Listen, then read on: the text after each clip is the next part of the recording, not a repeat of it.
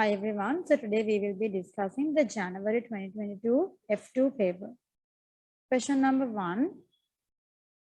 Okay, in this question you must show all stages of your working. Solutions relying entirely on calculator technology are not acceptable, right? So you need to show all the methods and all the workings. Okay, so express the complex number minus 4 root 3i in the form r cos theta plus I sin theta. Basically, is something we've done in F1 as well. Get the modulus argument forms. Okay, so let's draw it. So R equals Z equals, right? P equals minus 4 root 3i. Basically, the modulus Z or the R value is equal to V squared. We square the real component, we square the imaginary component. Okay, and then we take the root of it, right? How much is modulus Z or the R value? R is 8, right? And then what about the argument? To get the argument, you need to kind of sketch this and see, because we have to get the argument within the range minus 5 to plus 5. So draw a small sketch of your coordinates. So the coordinate is minus 4 root 3. Basically, it's somewhere down over here, right? So the I means the y coordinate, and the value without the I means the x coordinate, right? So this is the imaginary axis, this is the real axis. Okay, so then my coordinate is somewhere over here. So basically, what is the argument? The argument is supposed to be, from the positive x-axis. I mean, I'm not allowed to go more than 5. So then I have to come the other way. So basically, this is my argument, right? And since we are going downwards, it should be a negative argument. Best thing you do here is first calculate the angle in here, the inside angle. So let's say this angle in is theta. So let's calculate tan theta. Tan theta is opposite over adjacent. Opposite is the vertical height here, which is 4 root 3. Just give the distance. There's no need to give the negative signs here. We are just taking the distance. So opposite over hypotenuse is, opposite over adjacent. Adjacent is the 4 here, the horizontal length. Just give the distances. There's no need to put the sign. So tan theta equals root 3. So tan inverse root 3 is in radian mode, because you can see here we have our values in radians. So give it in radians. Tan inverse root 3 is pi over 3. Okay, so then that's the theta value here, but that's not the argument. So what's the argument? Shall we use a different letter here instead of theta, because the argument is given in terms of theta? Shall we use a different letter for here for this angle? Better.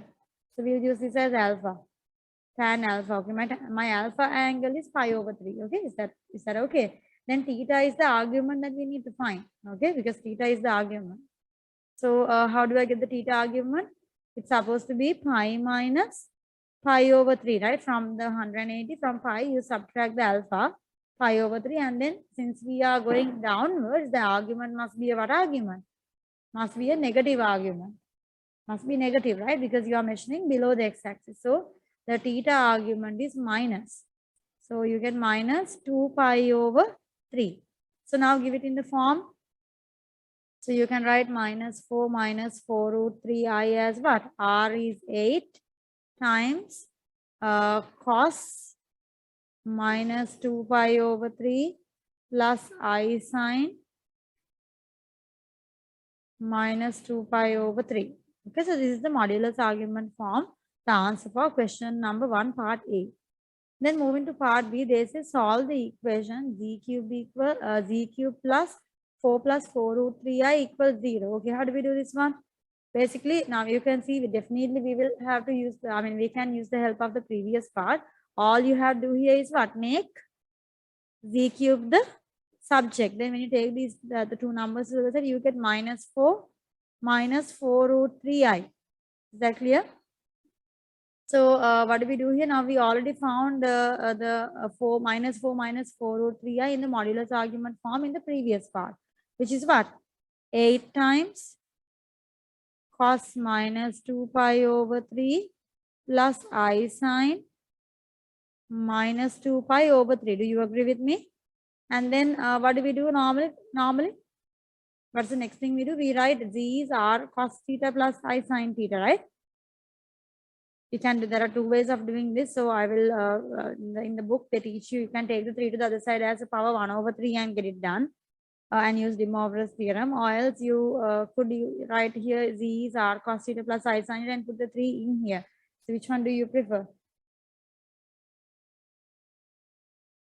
R cos theta plus I sin theta. This is z.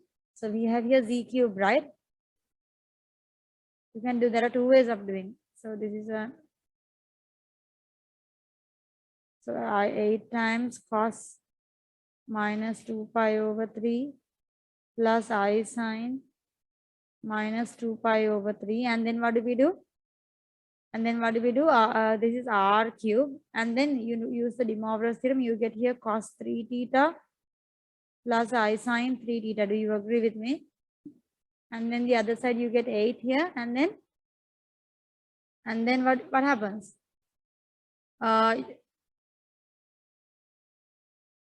So, and then the next thing you learn in this lesson is, because we want to get, now you can see here there's z cube. So z cube means, you know, you're going to get how many answers for z? You're supposed to get 3 answers within the range minus pi to plus pi. So to get those 3 answers, what do we do? Do you remember that we use cos? We are right here. Now this is the argument, minus 2 pi over 3, and we add plus 2k pi. Do you remember what this 2k pi? I mean, do you remember that adding a 2k pi means? You add multiples of 2 pi. Basically, if you add multiples of 2 pi to an angle and take the cos or sine ratio, it will not do any difference to that ratio. Okay, because you're adding a full 2 pi radian, or as a full 360 degree. Basically, you end up coming back to the same quadrant where you started. Therefore, it makes no difference, right? So these are theories you learn in the F2 book. So here this is I sine. Shall I write it down over here? Plus I sine minus 2 pi over 3. So we added 2k pi. Okay. So now it's time to compare both sides. So you can see r cube is going to be equal to the 8. Which means what? R is equal to cube root of 8. What's the cube root of 8? 2. And then 3 theta will be equal to the minus 2 pi over 3 plus 2k pi. This 3 theta in here will be equal to the minus 2 pi over 3 plus 2k pi. Okay. Then you can get the theta value. So theta value is going to be minus 2 pi over 6 plus 2k pi over 3. Do you agree with me? Okay, so now all you need to do is put values for k. So you normally we put k value as 0. Let's input. By the way, this one, when I simplify, sorry, this is 2 pi over 9, right? When I take 3 to the other side, 3 times 3 is a 9. Okay, so now all we need to do is put the k value as 0, minus 1, plus 1, and basically get our answers within the range minus pi to plus pi. Okay, so first I'll put k is 0. When you must only use integers for your k values, because we need to use full rounds of 2 pi, full 360 rounds. Okay, so therefore k value should be 0, 1, 2, or minus 1, minus 2. Only integer values should be used for k. What's the first answer when k is 0? We get theta is minus 2 pi over 9. Is it inside the range minus pi to plus pi? Yes, therefore that is one solution. Okay, then the next one, shall we go with k equal 1? When k equal 1, what do we get for theta? Type in the cal, minus 2 pi over 9 plus 2 times 1 times pi over 3. Minus 2 pi over 9 plus 2 pi over 3, which is 4 pi over 9. So is this inside the range between minus pi to plus pi? Yes, because 4 pi over 9 is lesser than 1 pi. 9 pi over 9 is the 1 pi here, isn't it? 4 pi over 9 is definitely less than that. Therefore, this is also in the range. So I think if we go for k equal to, I have a feeling it might jump outside the range. Shall we try with k equal minus 1? You can input k equal to, and if it jumps 1 pi, then you should not use that answer. So k equal minus 1, what do we get? Minus 2 pi over 9 plus 2 times minus 1 times pi over 3. So basically minus 2 pi over 9 minus 2 pi over 3, which is minus 8 pi over 9. It's again, you can see it's less than minus 1 pi, because minus 1 pi in this case is like minus 9 over 9. Minus 9 over 9 and minus 8 over 9 is less than that. So definitely it falls within the range. Do we need to keep checking more? No, you know that it's a z cube. You'll only get 3 answers within the range. Now, what's the format of the answer? They say to give the answer in the form r equal REI theta. So r is, so the first answer, the first z answer is The first answer is, the first root is r e I theta. R is 2 e I theta, 2 pi over 9. The second answer, r is 2 e I theta, that is e 4 pi over 9. And the other one, third answer is 2 e to the power minus 8 pi over 9i. And you see there are three answers here. Okay, so these are the three solutions in the given format.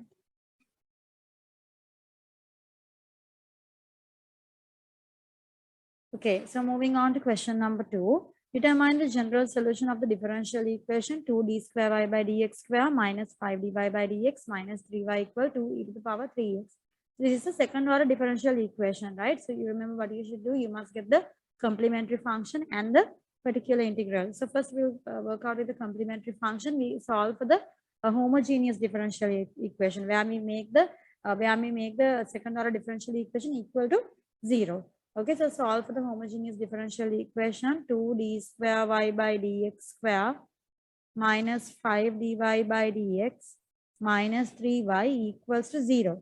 So then we take this as a quadratic equation 2m square minus 5m minus 3 equals to 0. Can I have the two roots here? What are the two roots? M minus 3, 2m plus 1. Then basically I get here m equals to 3 or m equals to minus half. So then how do we write the complementary function? Complementary function is going to be a e to the power. Shall I start with a smaller value? Okay, you can add. In that case, it doesn't matter whether you change the values to two values here. I'll start with the smaller one. A e to the power minus half x plus b e to the power 3x. If you write a e to the power 3x plus b e to the power minus half x, that's perfectly okay. But have a habit of writing the smaller value first and the larger value second. Okay, then the particular integral. How do we find the particular integral? You have to first have a look at the type of your now you have to be a little bit cautious here. You need to be a little bit cautious here. Now look at the complementary function. You know your final answer is going to be what? Your final answer is going to be a combination of the complementary function plus the particular integral. Now do you see now you can see the particular integral format depends on what we have over here, right? So normally when we have 2e to the power 3x, the particular integral format we normally write y equal lambda e to the power 3x. That's what we would normally write, and then we would get the lambda value and then add these two. Now the complementary function is a e to the power minus half x plus b to the power 3x, right? And the particular integral, now the format I have written here is lambda e 3x. Now do you see that there is an issue here? That the particular integral and the complementary function, there is a matching that happens here, like so that I mean the b is a constant, lambda is a constant. We can end up getting these two together. So basically we do not allow this. What do? We need to make sure that our particular integral and complementary function, they do not mix together. So what do? We when you get a format where you can add them together, we must what do we do to the particular integral? We must use a x value here. So now in this case, your particular integral must be lambda x e to the power ex. So if you use lambda x e to the power 3x, when the lambda x e to the power 3x comes, we cannot get these together. Okay, so the three parts will separately be there in the answer. The complementary function and the particular integral will separately come in your answer. Is that clear? Okay, so these are things that you learn in your F2 textbook. Okay, so then basically here the particular integral format must be y equals lambda x e to the power 3x, not just lambda e 3x. Okay, now what do? Get dy by dx, get d square y by dx square and substitute to the main equation and find the value of lambda. Okay, let's differentiate dy by dx. So here you have x e 3x means you must use the product rule. Lambda stays, x stays. When you differentiate e to the power 3x, we get e to the power 3x into 3. Okay, and then plus now lambda stays, e3x stays, and then x differentiates to give you 1. This is the product rule where you can differentiate one person while the other one stays.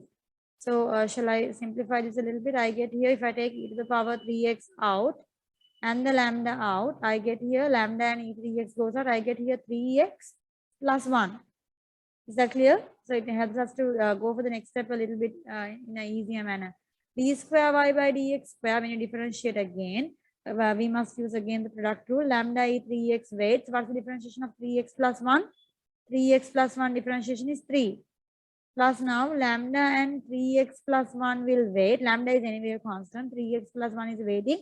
While E3x differentiates. What happens when you differentiate E3x? E3x into 3. Is that clear? So we'll again simplify. Let's take lambda e to the power 3x and we'll take a 3 also out. I think everyone has a 3 e to the power 3x and a lambda. So when I take all of that out, what's remaining from the first part? Lambda e3x 3 goes out. There's only one remaining here. Lambda e3x and 3 goes out. What's remaining? 3x plus 1. So basically, what do I get here? I get 3 lambda e to the power 3x times 3x plus 2. Is that clear? Okay, so now it's time to substitute these values into our main equation and get the value of lambda. So let's substitute. So I get here 2 d square y by dx square. Shall we? I'll write in the next step. Minus 5 dy by dx minus 3y equal to e to the power 3x. So when I substitute 2 d square y by dx square, answer was what? 3 lambda e to the power 3x. 3 lambda e to the power 3x times 3x plus 2. Is that correct? 3x plus 2, right? Yeah. And the other answer, minus 5 times what's dy by dx? Dy by dx answer was lambda e to the power 3x times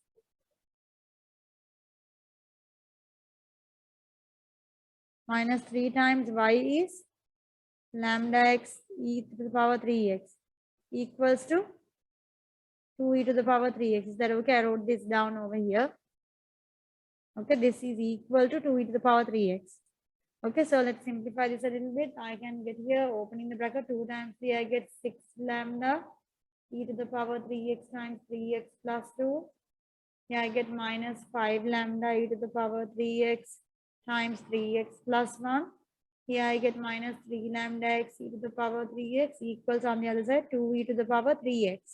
So certain things are common to everyone. What are they?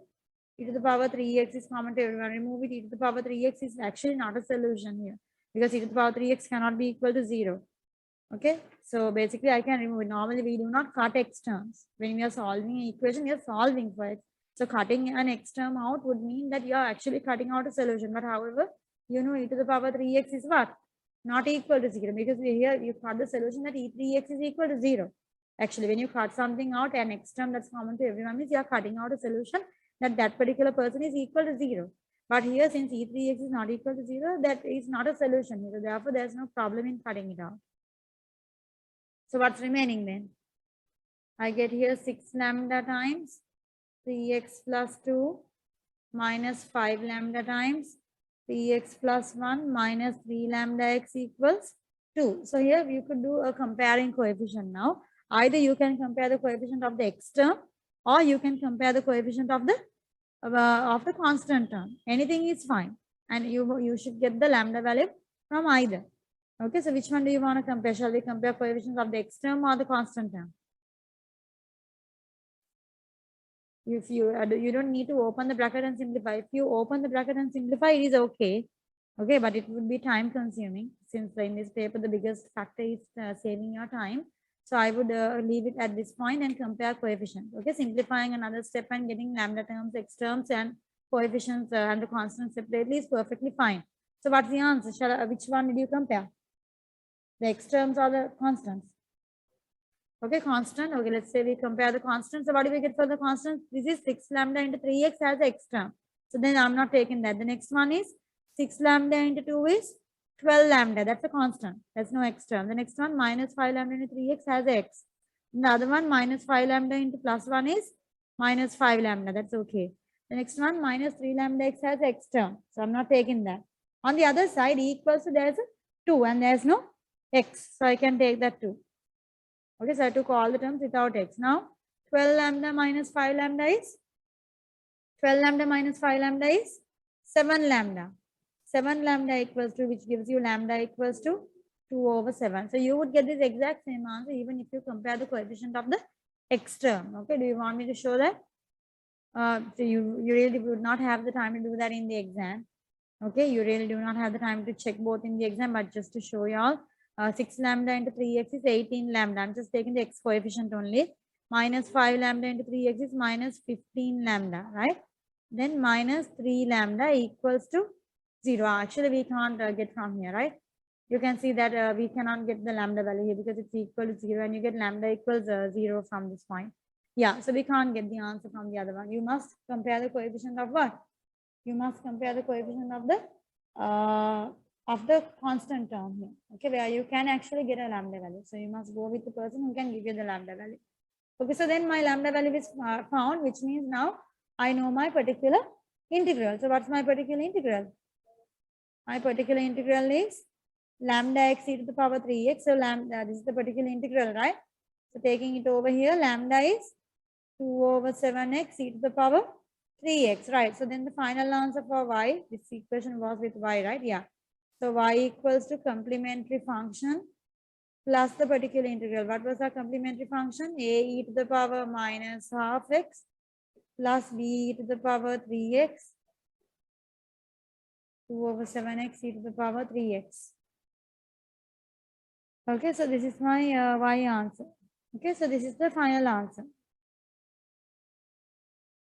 This is clear?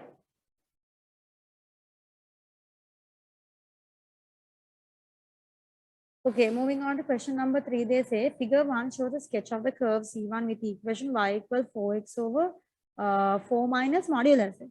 Okay, do you see here modulus x is only used for the denominator? Okay, and they have said and the curve C2 with the equation y equals x square minus 8x. Okay, so this equation I think you must clearly be able to identify it from these given graphs. Now you can see there are many graphs they've given here. So do you identify yourself with y equals x square minus 8x first of all? Y equal x square minus 8x should be this quadratic graph, right? Can you see the quadratic minimum graph? So y equal x square minus 8x is the quadratic minimum graph. The other three parts, this section and this section and this section is the 4x over 4 minus modulus x graph. Isn't it? Okay. So they say use algebra to show that curve 1 touches curve 2 at a point P, stating the coordinates of P. Now they say here for x value is greater than 0. Can you see? For x greater than 0, C1 has equation y equals 4x over 4 minus x. Basically, they have used the positive part of the modulus. Can you see? That means they've taken x is they've taken here x as plus x. That's why it's 4x over 4 minus x. Basically, x value is greater than 0 means what part of the graph are we talking about? X greater than 0 means this part of that graph and this part. Do you see? This is the curve 1. This is the curve 1 for x value is greater than 0, right? The part that I made red color. The other parts that I'm doing in green color are what? I'll do it in green now. These parts are for the graph when it is less than 0. When x is minus x. Isn't it? Okay, so then I don't need that part. At this point, I need these two red color parts, and they're saying for x greater than 0, the curve C1 equation is 4x over 4 minus x. And then you can see that clearly meets this quadratic graph at two places. You see there are two meeting points. One at the origin and there's another one here. Okay, it looks like it's a touching point, but then we need to see whether it's a touching point or whether there are actually 2 points here. Okay, so they are saying use algebra to show that C1 touches C2 at point P. You have to show that there's a touch here. Okay, not a cut. It's just touching and going. And also you must give the coordinates of P. So what do you think we should do here? We must solve the two equations simultaneously. What are the two equations? Y equal x square minus 8x. We solve it with y equal 4x over 4 minus x. Let's solve x square minus 8x equal 4x over 4 minus x. So let me take this to the other side. So x square minus 8x into 4 minus x equals 4x. Okay, do you see what I'm doing? So basically, don't go to open the bracket at once. If we can factorize, try your level best to factorize. From x square minus 8x, I can take x out. And I get here x minus 8. And I get 4 minus 6. And then to solve the equation, I must take the 4x to the other side. The plus 4x goes as minus 4x equals 0. So is this fully factorized at this point? No, right? But I can see there are two terms here. And I can take what out? I can take a x out from both of them. Then I get x minus 8, 4 minus x.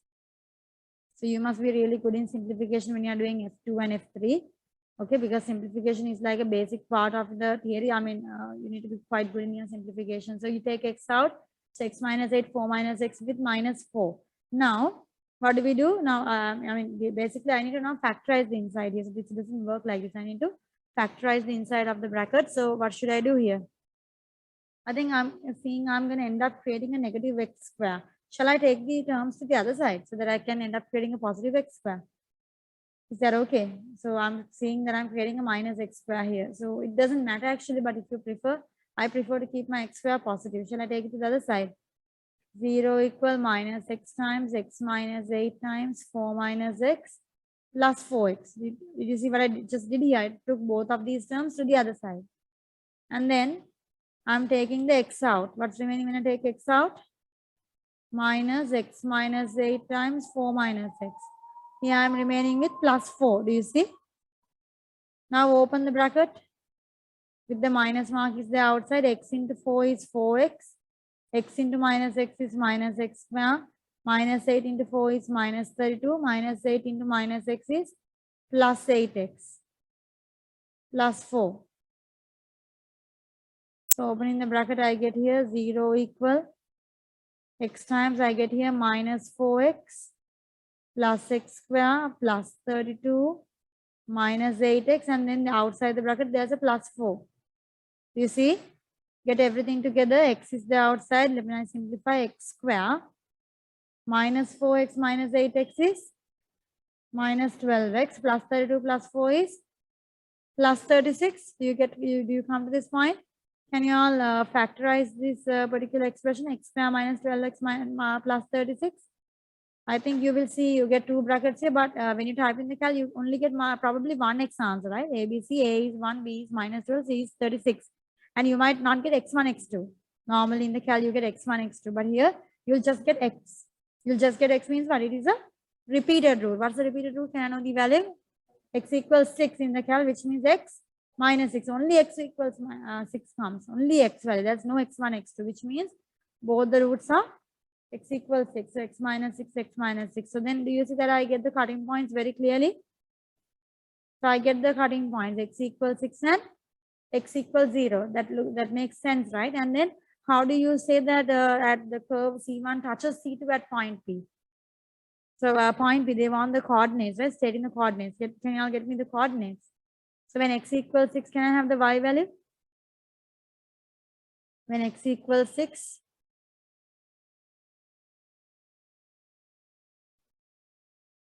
how much is y? X square minus 8x, or used to 4x over 4 minus x. When x equals 6, no, x square minus 8x. Replace x with 6. 6 square minus 8 into 6 is how much? How much minus? 36 minus 48. So basically the coordinate is 6 comma minus 12 is the coordinate of P. And how do you say that it's a touching point, not a cutting point? Do you see here x equals 6 is a repeated root? So when you have a repeated root, what does it mean? It means there is a turning point. It means there is a touch there. Okay, so you can see the curve, there is a touch. The curves touch at P. Why? Since 6 comma minus 12, or you can say since x equals 6 is a repeated root. Okay, so make sure they give the reason. Okay, they ask the reason, and they ask you to show that the curves are meeting. The curves are touching. So you must say why they touch and not have an intersect and not have two other intersecting points. So basically, this is a repeated root. The repeated root means that they just touch and go at that single point. Is that clear?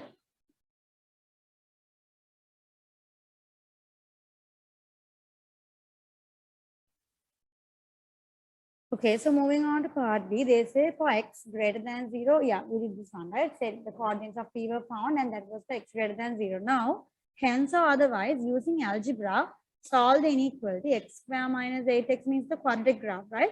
The x square minus 8x graph is, they want it to be greater than the region where the x square minus 8x graph is greater than the 4x over 4 minus modulus x graph.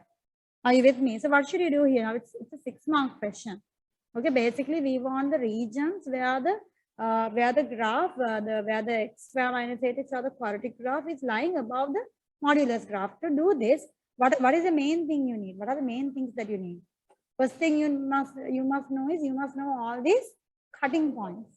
Otherwise, you can't solve it. You must know all the cutting points. Okay, how do I find the cutting points? Now you saw for x greater than 0, they actually gave you the equation here, right? When x is greater than 0, we got this graph and we solved with x square minus 8x and we got the two cutting points. Do you see? Now, similarly, what do you think you should do if you want to get the other cutting point? If you want to get this other cutting point, what do you think you should do? Similarly, you must now consider for x less than 0. For x less than 0, consider the correct modulus graph. For x less than 0, what will be the graph? For x less than 0, the modulus graph is going to be this, right? This part and this part. Do you see? So when x is less than 0, what will become, what happens to the equation? When x is less than 0, now we are talking about part B here. Make sure you mention part B. When x is less than 0 of a negative x, what happens to the equation? 4x over 4 minus modulus x is minus x, which means it's plus x. So this is the equation of the green color part. You get what I'm saying? This is the equation of the green color part. And now what do you do? Again, solve it with the x square minus 8x graph and get the cutting point. So you will be able to get this cutting point and again this one. You get me? And then using those two using the cutting points, we will separate the graph into regions and see the regions where the quadratic graph is going to lie above the modulus graph. Okay. So first, let's get the solve the two equations. Imagine y equal 4x over 4 plus x along with y equal x square minus 8x. So when I equate them, I'm going to find the cutting point, the negative cutting point, right? This cutting point over here. This is what I'm going to find, this cutting point. Okay. 4x over 4 plus x equals x square minus 8x. Take the 4 plus x to the other side. X square minus 8x along with 4 plus x. So 4x equals, taking x out, x minus 8, 4 plus x. So now take the 4x also to the other side. X times x minus 8 times 4 plus x. The plus 4x goes to the other side as minus 4x. And then what do we do? Take the x out. X is common to both the terms. So I get here x minus 8 times 4 plus x minus 4. Do you see? Now what happens? Now what happens? I need to simplify. I have to open the bracket. So open the bracket here. X into 4 is 4x. X into x is x square. A minus 8 into 4 is minus 32. Minus 8 into x is minus 8x minus 4. Okay, so 0 equal x times, I get here x square plus 4x minus 8x is minus 4x. Minus 32 minus 4 is minus 36. Is this clear? Is that what you get? Can you all simplify and tell me what are the roots? I think this does not, we get third answers, right? So can you all tell me the third answers that we get over here? X equals 0. X square minus 4x minus 36 equals 0. What are the answers we get for the third answers? X equal 2 plus or minus 2 root 10, right? I mean, I'll write both the answers. So from this, I get x equal 2 plus 2 root 10. Or x equal 2 minus 2 root 10. Now, do you think I need all of these? Now, the thing is, you can clearly see that we are taking only a part of the section of the graph, the negative part of the graph. So, you know, when you take the 4x over 4 plus x, that the green color graph has more on the other side. So, we have completely removed that part. So, because of that, I only need the what x value. I only need the negative x value. Who is the negative x value that I need? So, the correct x value is 2 minus 2 root 10. So, you only need the negative x value.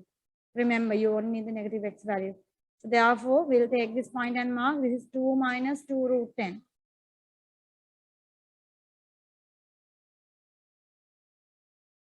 This x value is 0 and this x value here is 6, right? Okay, so now it's time to write the regions. Let's write the regions. Shall we separate? So I'm using the yellow color line to separate the regions where they meet. So you can see these are the places that we meet, right? Okay, so now look at each of these regions. I hope you can see it with all these colors. Okay, I want to basically see where the quadratic graph lies above the lies above this curved graph, the graph that I have colored with green color and red color. So basically it's the 4x over 4 minus modulus x graph. So I need to see the region where, what are the regions where the quadratic graph lies above. Okay, let's see the region numbers. Now you can see here the first region is what? The first region, let me draw these lines longer. So there are 4 regions here. Do you first of all see there are 4 regions? Behind this is the first region. In between these two is the second region. And here in between is the third region. Here after this onward is the fourth region. There are 4 regions. So in each region, consider the graphs vertically. That's the best thing to do. You don't need to put y values and actually check and waste your time. Basically check the graph and check the vertical y values for a single x value. Now, if you check the vertical orientation of the two graphs in region 1, what do you notice? Which one is above? The quadratic graph. You can see definitely the quadratic graph is above the modulus graph. Now, isn't that what we wanted in the question? They wanted the quadratic graph x square minus 8x to be above this one.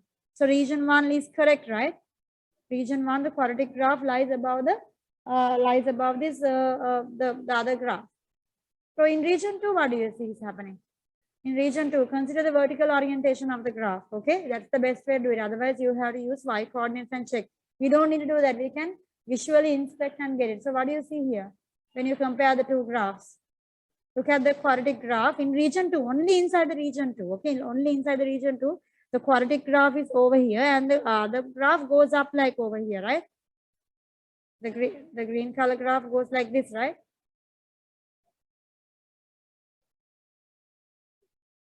And then, yeah, we have, sorry.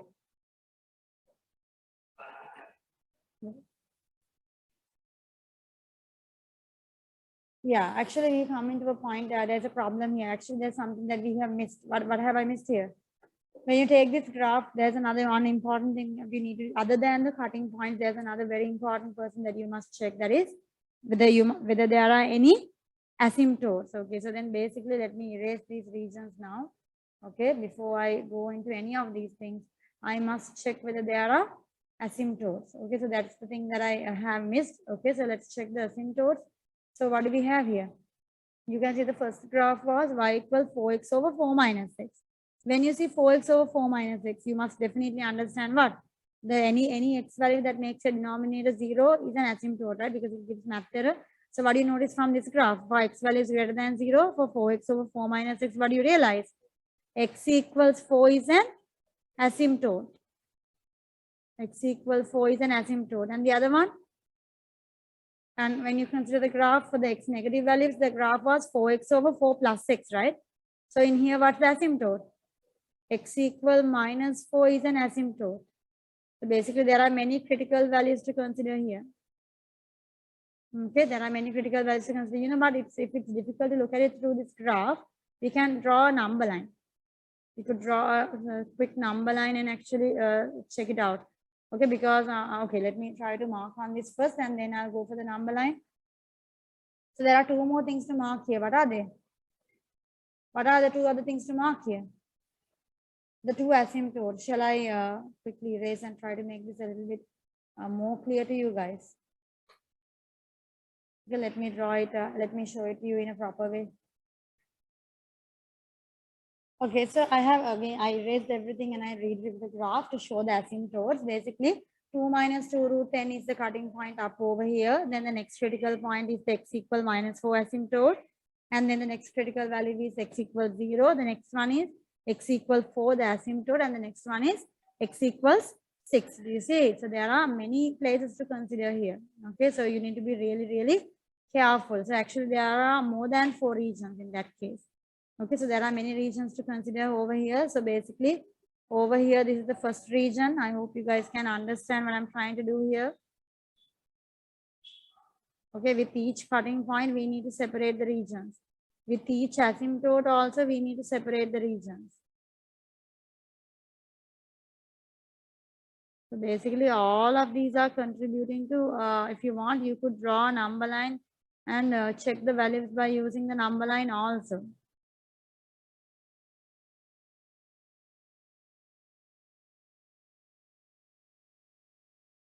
Okay, so this is it basically. So then you have, you can use a method of inspection and do, or else you could draw a number line and actually do. So there are how many regions for you to check? For you to visually inspect, there are 1, 2, 3, 4, 5, and 6 regions. 1, 2, 3, 4, 5, 6 regions are there for you to visually inspect and do. Okay, so we are using this. Okay, so then now from all these 6 regions, you have to select the regions where the which graph, where the quadratic graph is above. So let me take the quadratic graph in yellow so that you can see it clearly. Okay, so in region 1, is the quadratic graph visually above the other graph? Yes, very clearly you can see the quadratic graph is above, so region 1 is correct. Okay, so I will be considering the region 1 answer. Next one, region 2, in between 2 minus root 10 and minus 4, you can see the graph, this part of the graph is above the quadratic graph. Can you see? You see on visual inspection, consider the vertical elevation.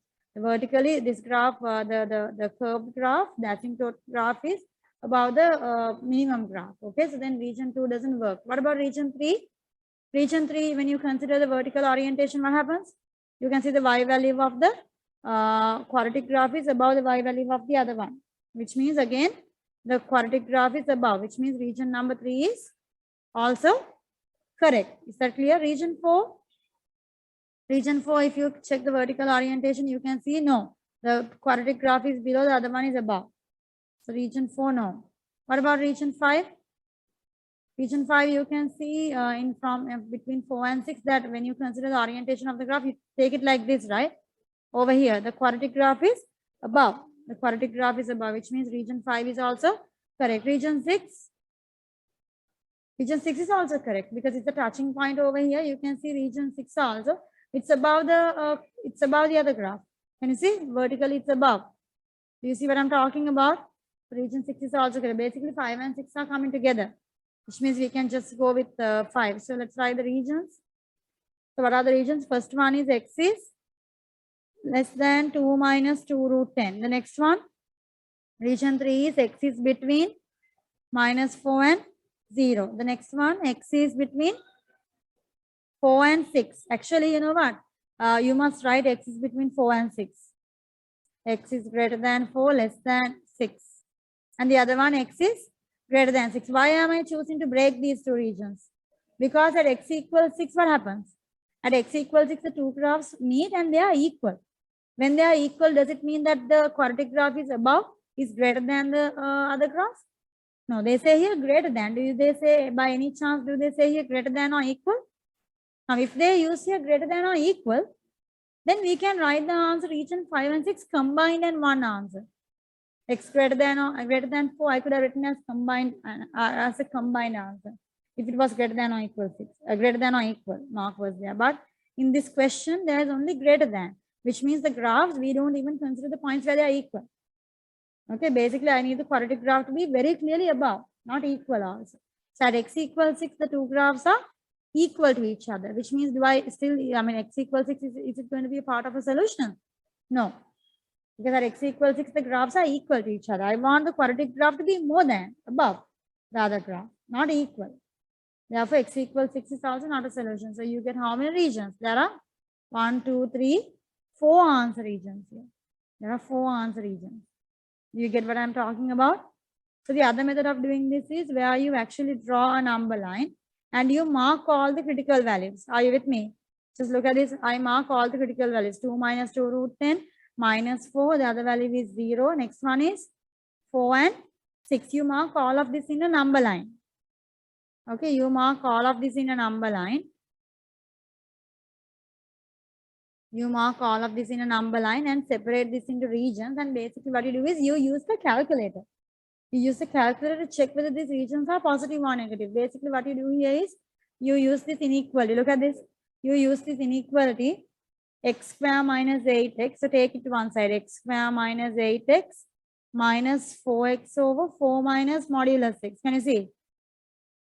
You take it. You take this particular one and you take your number line. What was our number line? The critical values. You must have definitely identify the critical values. What were our critical values?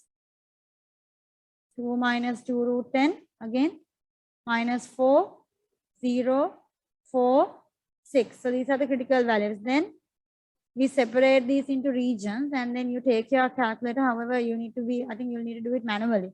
You can type this out and give the x value into the cal, right? So over here in this region, give a x value less than 2 minus 2 root 10 into this equation. And then if this equation is positive, then that region is correct. If it is negative, then that region is wrong. Then give any value in between 2 minus 2 root 10 and minus 4 here into this equation. Give x value. Basically, give it into the cal. The cal will type it for you, right? And then you get the answer here for this region. And so likewise, each and every region you must test. Each and every region must be tested manually. And then you can see which ones are correct, which ones are wrong, and write your answer.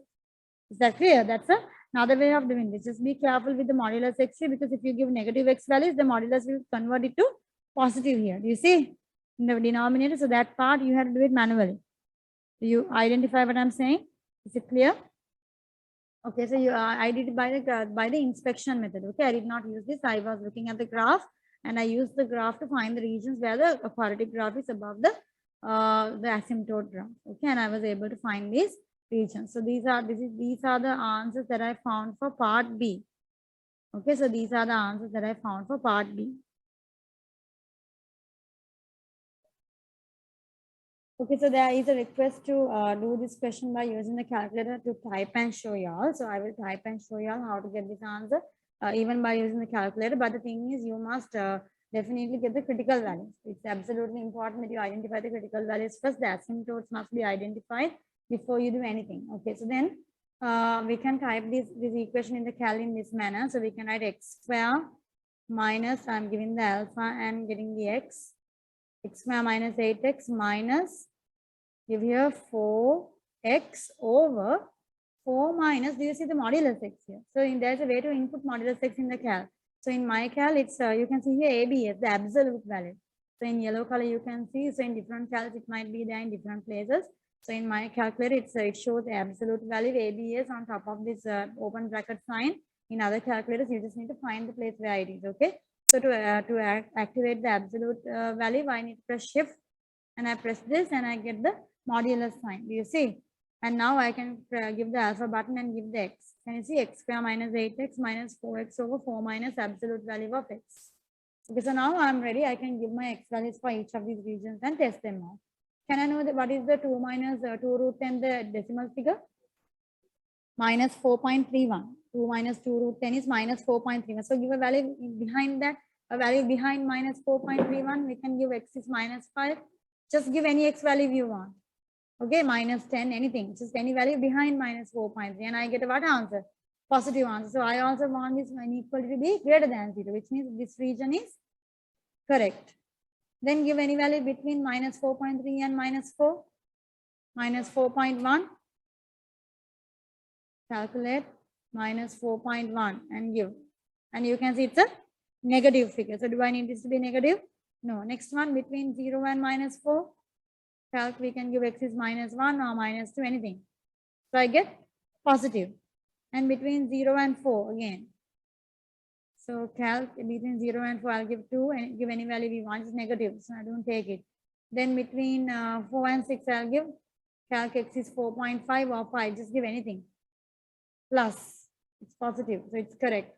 Then after 6, calc, can I give maybe x is 7, and I still get positive. So both of these regions are correct. However, that doesn't mean I can combine them together, because x equals 6 is not a solution. So therefore, give each and every one of these regions individually. That's what I did over here. You can see in my answer, I have written all those answers individually as individual regions. Is that clear?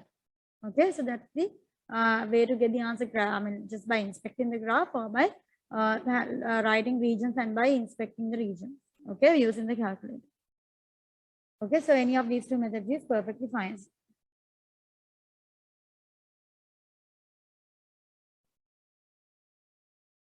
Okay, so moving on to question number 4. Okay, they say here, figure 2 shows part of the curve with polar equation r equals 4 minus 3 over 2 cos 6 theta, and theta is between 0 to 2 pi. Sketch on the polar grid in figure 2 the rest of the curve with equation r equals 4 minus 3 over 2 cos 6 theta. Okay, so let's draw the rest of the figure. Okay, so now we need to sketch the curve with equation r equal 4 minus 3 over 2 cos 6 theta, and they also want you to sketch the polar curve with equation r equal 1, right? All between 0 to 2 pi. Now r equal 1, of course, is something that you should be quite familiar with. What is it? R equal 1 is actually what? Modulus r, r equals 1 means r is basically root x square plus y square, right? Do you remember? In polar equation, r is root x square plus y square. Basically, this is x square plus y square equal 1 square, which is what? The circle center 0, 0, radius 1. So this r equal 1 is quite simple. So it's just going to be out of the 3 marks, should probably be around 1 mark, isn't it? But the problem here is what? The problem here is with the sketching of r equal 4 minus 3 over 2 cos 6 theta. So basically, they have drawn a part of this here. The remaining part, looking at this, you need to kind of like guess how the remaining part should go. When you see cos 6 theta, you need to get into your head, there should be how many petals? Cos 6 theta means there must definitely be 6 petals. There must be 6 petals. So you need to continue the shape so that there will be 6 petals here. Okay. So basically, you can try to look at these points and try to match those points and try to draw them. Okay, so it doesn't need to be exactly smooth, but as much as possible, try to get it as close as possible to what they have drawn. It's just 2 marks, so there's no calculation to be done here. Just continue the shape. Okay, use the symmetry of this object and draw the shape. At the end of the day, there must be how many petals? There must be 6 petals. Okay.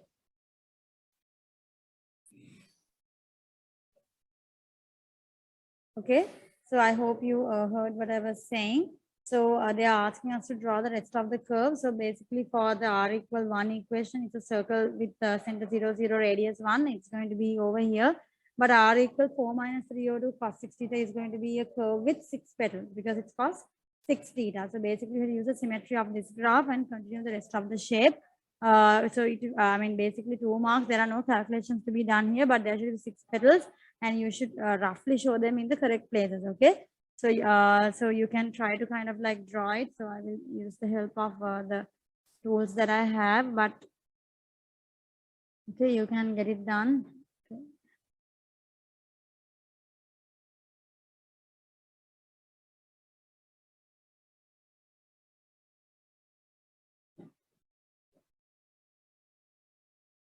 Okay, so basically something that looks like this.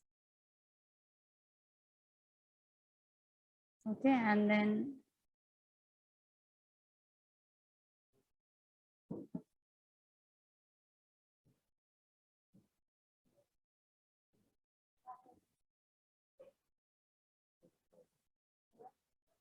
okay, and then yeah, so we can take it over here, right? Can you see what I'm doing?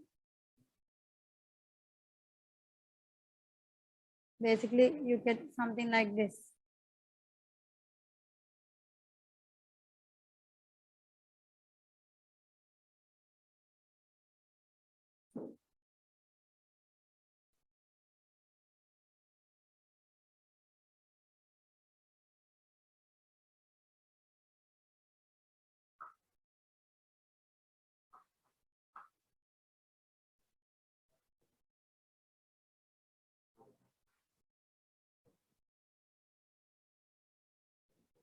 Okay, so this is it. Can you see the curve? So basically, you have to draw this curve with there should be 6 petals. Okay, there needs to be 6 petals here. So draw it properly. Okay, so I have used the help of this, but you need to kind of like, it doesn't matter if your curves are like not exactly at the turning points are not exactly there, but it kind of needs to show this petal with 6 petals. Okay, this shape with 6 petals need to be seen. The turning points, like you can roughly get them there. Okay, and then r equal 1 is going to be a circle center 0, 0, radius 1. So let's draw a circle center 0, 0, radius 1. Okay, so we need to put a circle center 0, 0, radius 1.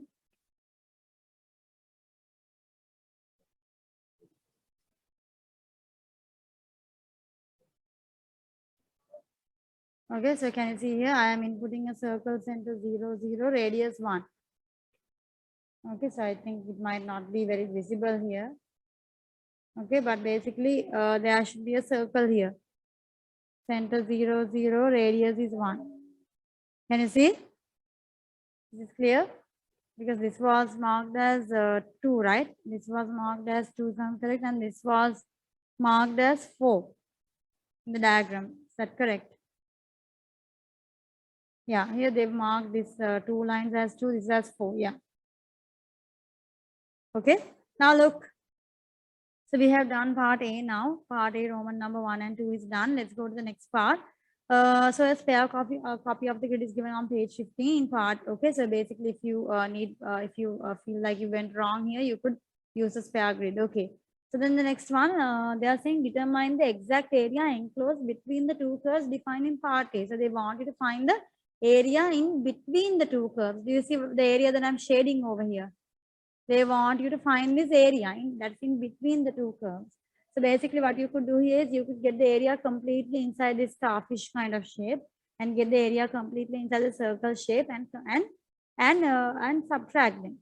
Okay, so basically the area of circle, of course, we can just go with pi r square. We don't need to go for integration, but area of this particular curve, we will have to go with integration. So normally how do we find the area enclosed inside the curve? We go area equals to what? Part B, area equals to half r square d theta. And here you can give your limit. So you could, if you want, give your limits from 0 to pi over 2 and then multiply the whole answer by 4 because there are 4 such parts. Or else you could give your area from 0 to 2 pi. If you directly give limits from 0 to 2 pi, that directly gives you the full area. Or if you want, you could give your limits from 0 to pi. And then you would get half the area and then multiply it with 2. So any of these methods are correct. Any of these methods are perfectly fine to get the answer. Okay. So I went from 0 to pi over 2 and I'll multiply my answer by 4. Okay.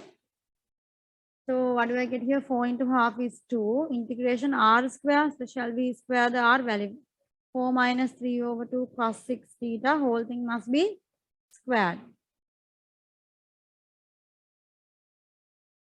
So what do we get here? 2 times 4 minus 3 over 2 into 4 minus 3 over 2. Shall we directly open? I get here 16 minus 4 into 3 over 2 into 2 is 12. 12 cos 6 theta plus 3 over 2 cos 6 theta square is 9 over 4 cos square 6 theta. And what are you supposed to do? You're supposed to integrate this. Okay, now the thing is 16 we can integrate, cos 6 theta we can integrate, but there's a cos square 6 theta. How do we deal with cos square 6 theta? Yeah, so in P4 you learned when you have cos square sin square, we integrate that by using double angle. So cos square means the double angle of this is what? We use cos square 6 theta means I have to get the cos. Now we use cos 2 theta is 1 minus 2 cos, 2 cos square theta minus 1, right? 2, but now here I have cos square 6 theta here. So if this is 6 theta over here, this side must be 12 theta.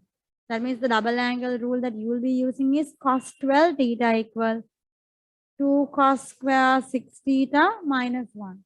Which means your cos square 6 theta will be cos 12 theta plus 1 over 2. So shall we replace the values there? 16 minus 12 cos 6 theta.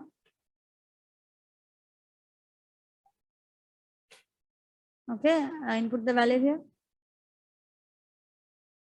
This is 9 over 4 cos square 6 theta will be, so replace, it's going to be cos 12 theta plus 1 over 2. So did we still integrate? No.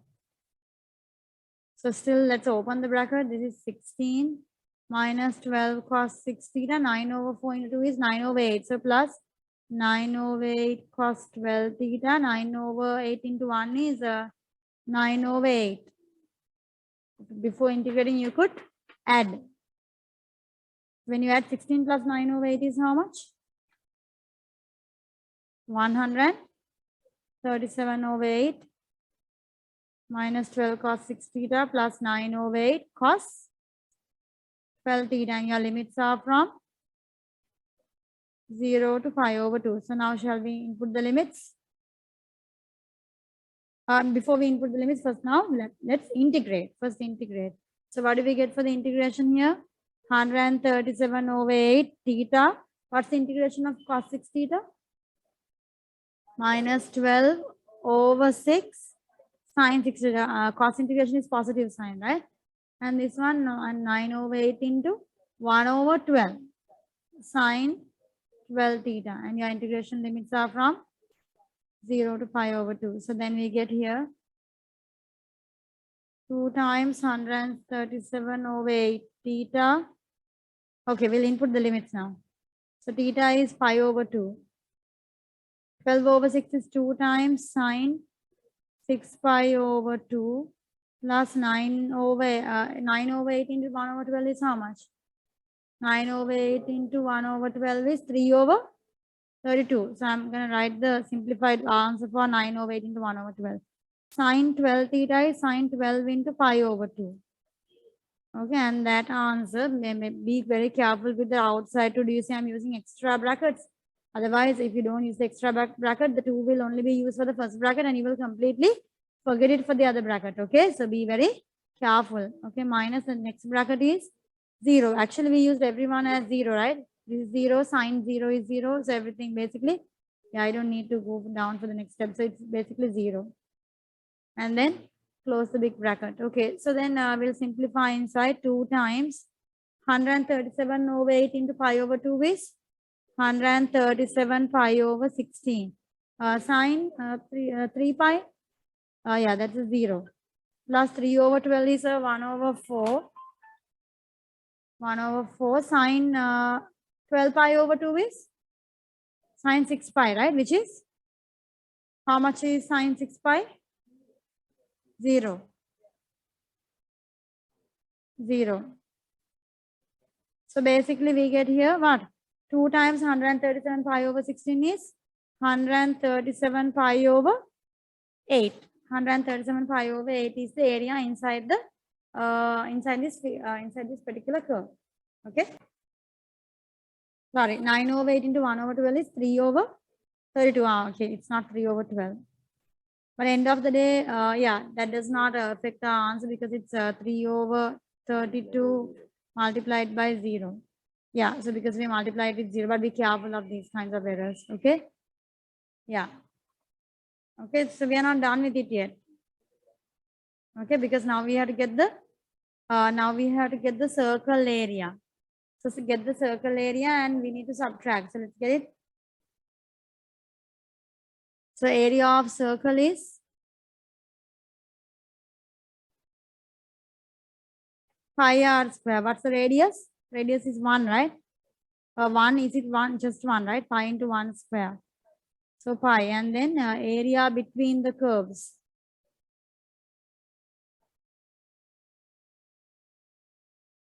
One 137 pi over 8 minus pi. How much is it? How much is it? 129 pi over 8. And this is the area that's required. Required area is 129 pi over 8. Is this clear with everyone?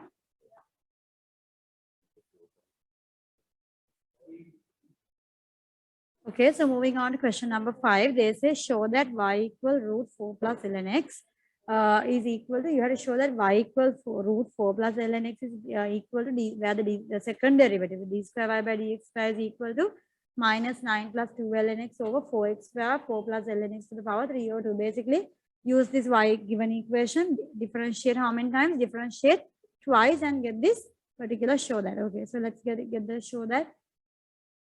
So first step towards differentiating is what?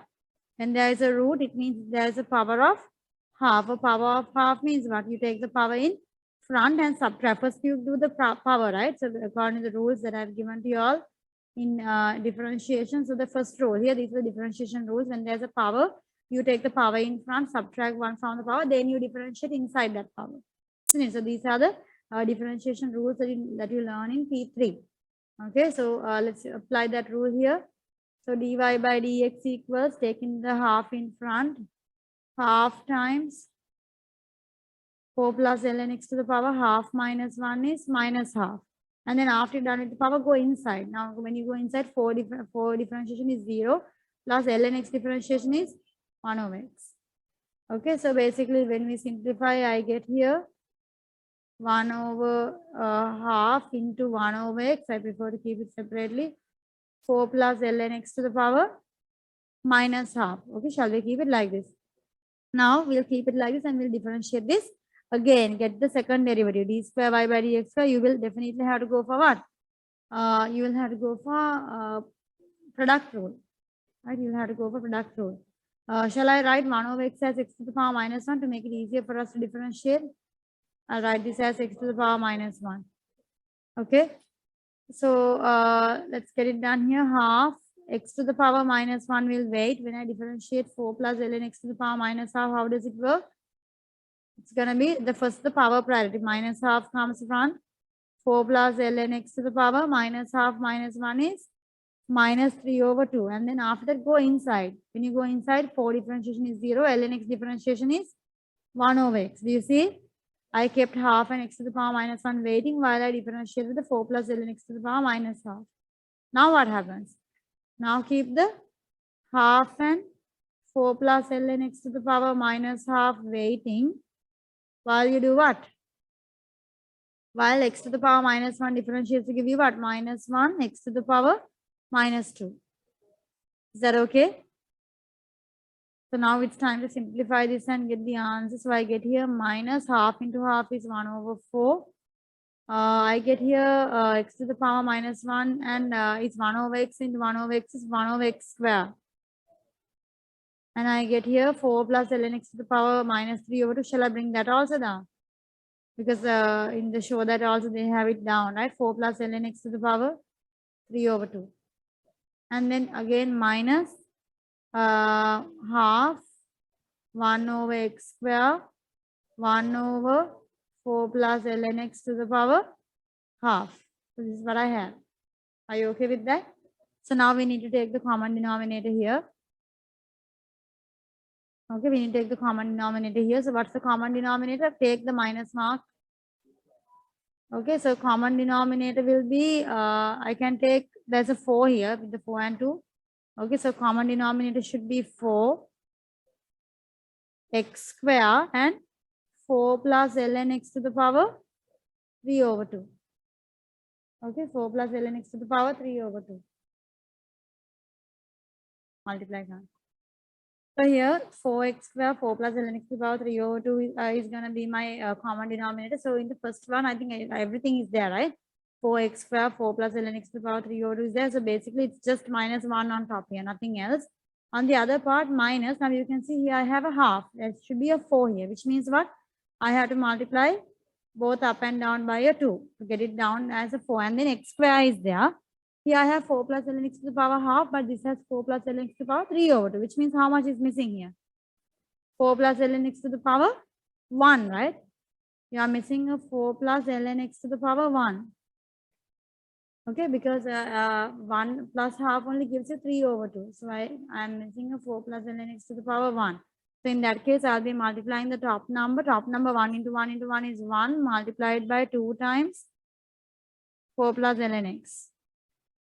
So then let's simplify. What do we get here? Minus 1 minus 2 times 4 plus ln x over 4x square times 4 plus ln x to the power 3 over 2. Then when we simplify, I get over here minus 1 minus 2 into 4 is minus 8 minus 2 into ln x is minus 2 ln x. 4x square 4 plus ln x to the power 3 over 2. So minus 1 minus 8 gives me minus 9 minus 2 ln x over 4x square times 4 plus ln x to the power 3 over 2. Then what do we do? Take the minus sign out. 9 plus 2 ln x. So let's show that they have got 4x square 4 plus ln x to the power 3 over 2. So basically, that's what they have got. They've written the minus sign outside over here, which means you need to realize that it belongs to both the values in your numerator. Okay. So basically, if it goes in, it's minus 9 minus 2 ln x. Okay. So be careful when you see the minus sign outside. Okay. So I got to show that. Now let's go to the next part.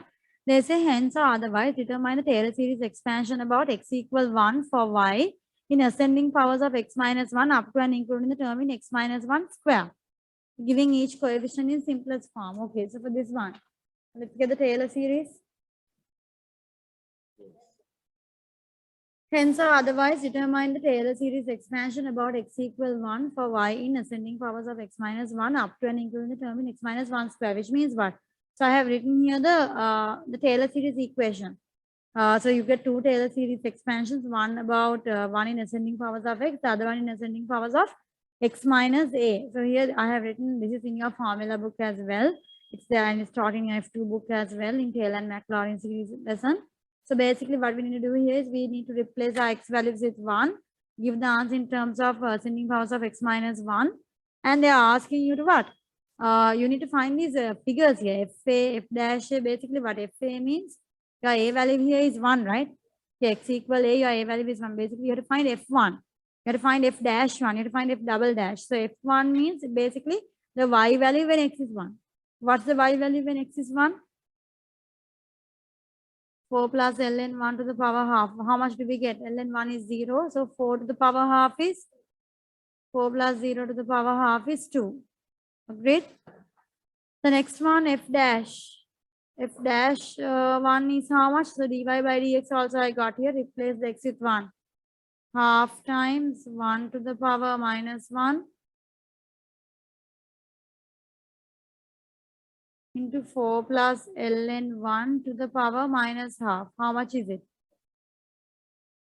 4 plus ln 1 is 0. Power minus half is 4 to the power minus half is 4 to the power half is 2, but minus half will be half. Simplify, simplify. Get me the answer correctly. What's the answer for f? It's 1 over 4. 1 over 4, right? Half into basically 1 to the power minus 1 is 1. 4 to the power minus half is half. So half into half is 1 over 4. Then f double dash 1. Which means the d square y by dx square. Replace x with 1. So that we already have to show that 9 plus 2 ln 1 divide by 4 times 1 square times 4 plus ln 1 to the power 3 over 2.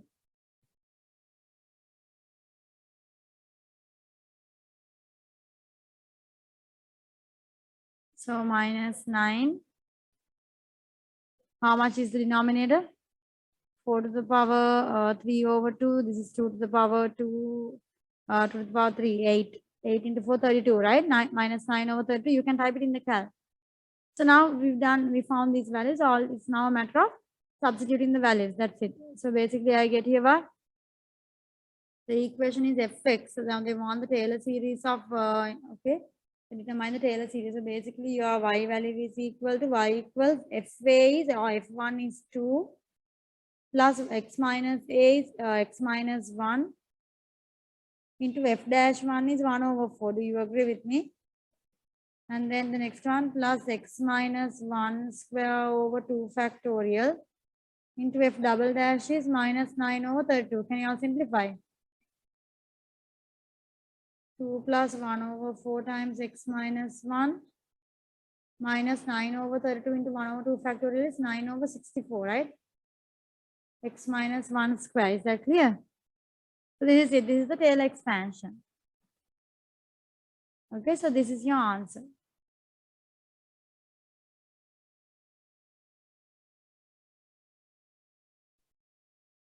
Okay, so now I'll move on to question number 6. So they say here, given that A is greater than B is greater than 0, by letting x equals arctan A and y equals arctan B, prove that arctan A minus arctan B equals arctan A minus B over 1 plus AB. Okay, how do we get this show that? First thing is they tell you x is arctan A. What does that tell you about the variable A? Arctan means tan inverse A, right? So x is tan inverse A means A equals to tan x. Do you agree with me? Similarly, we can say y, they have told you y is equal to arctan B. So that is y equals to tan inverse B, which is what? B equals to tan y. Do you agree with me?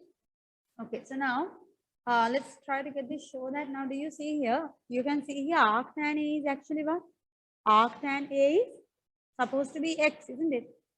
Minus arctan B is supposed to be y, isn't it? So x minus y is equal to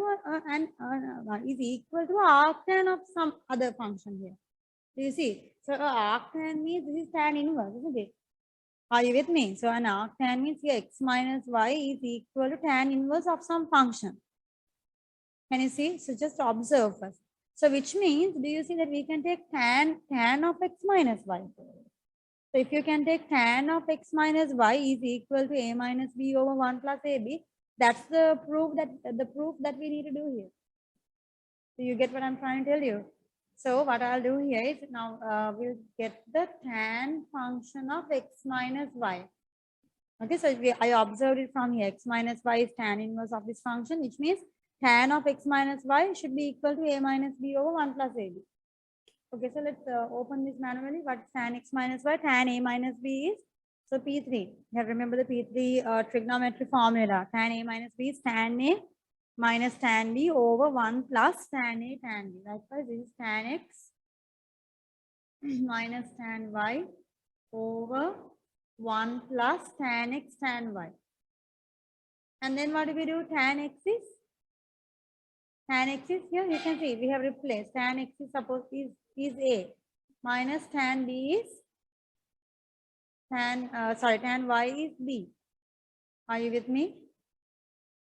And then a minus b over 1 plus tan x is a, tan y is b. So a minus b over 1 plus ab. Can you see?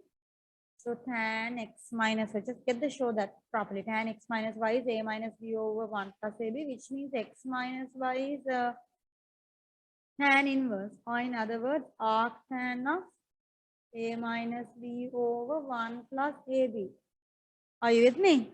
And then who is x? X is arctan a, y is arctan b. Right, from the first step. And then we get the show that. Can you see?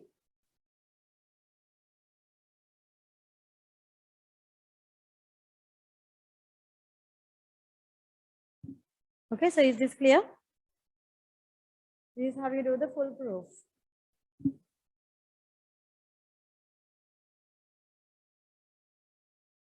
Part B, show that when A equals to R plus 2, so when A equals R plus 2 and B equals to R, you're supposed to show that A minus B over 1 plus AB is equal to this. Okay, let's substitute the values.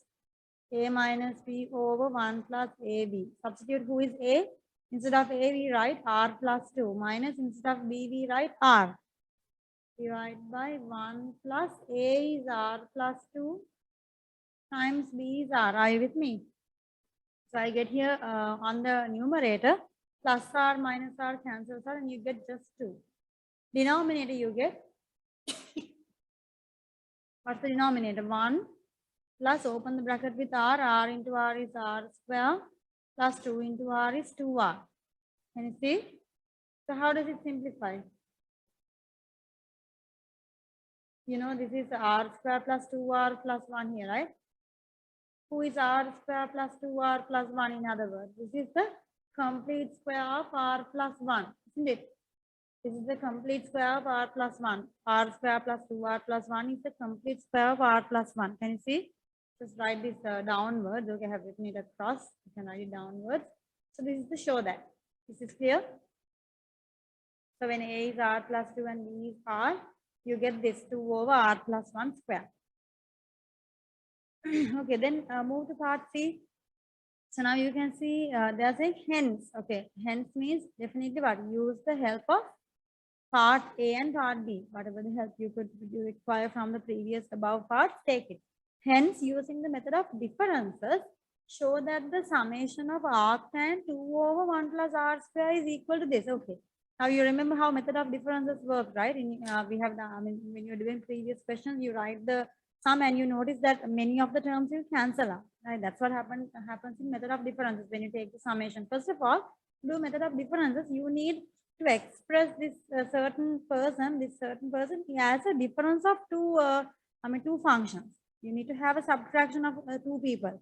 And then you substitute the R values as 1, 2, 3, 4. And then when you add it, you can see certain terms will cancel out. Okay. How do I make a difference here? How do I write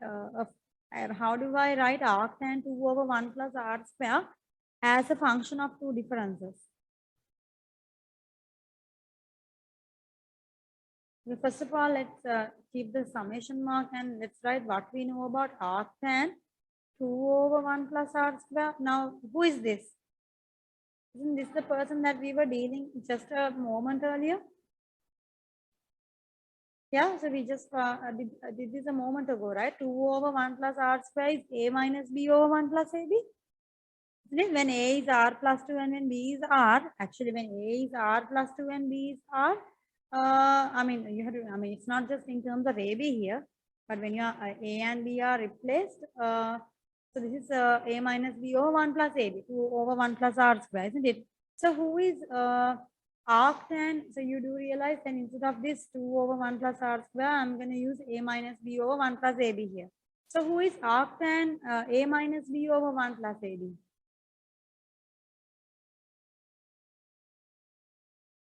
Do you see what I'm doing here? Okay, so here A is R plus 2, B is R. Okay. Who is arctan A minus B over 1 plus AB? Look at part A. Look at part A. Arctan A minus B over 1 plus AB is arctan A minus arctan B. Can you see the difference of two functions? So that's what we need to apply method of differences. We need to have a subtraction between the two. So then arctan 2 over 1 plus R square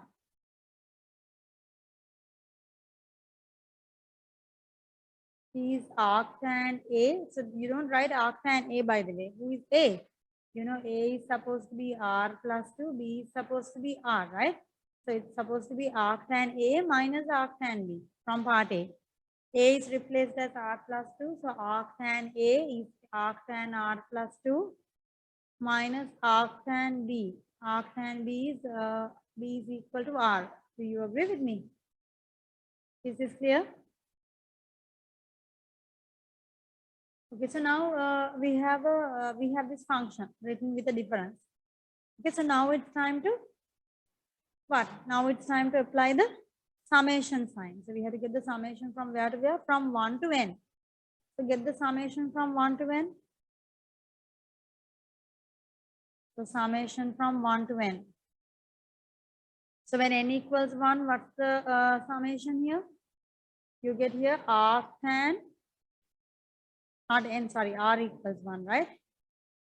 So you get arctan 1 plus 2 is arctan 3 minus arctan 1, isn't it? And then when r is 2, so you have to keep on adding this. When r is 2, you get here arctan, what is this? 2 plus 2 is 4 minus arctan 2. Are you with me? Keep on going down. So when r is 3, we get arctan 3 plus 2 is 5 minus arctan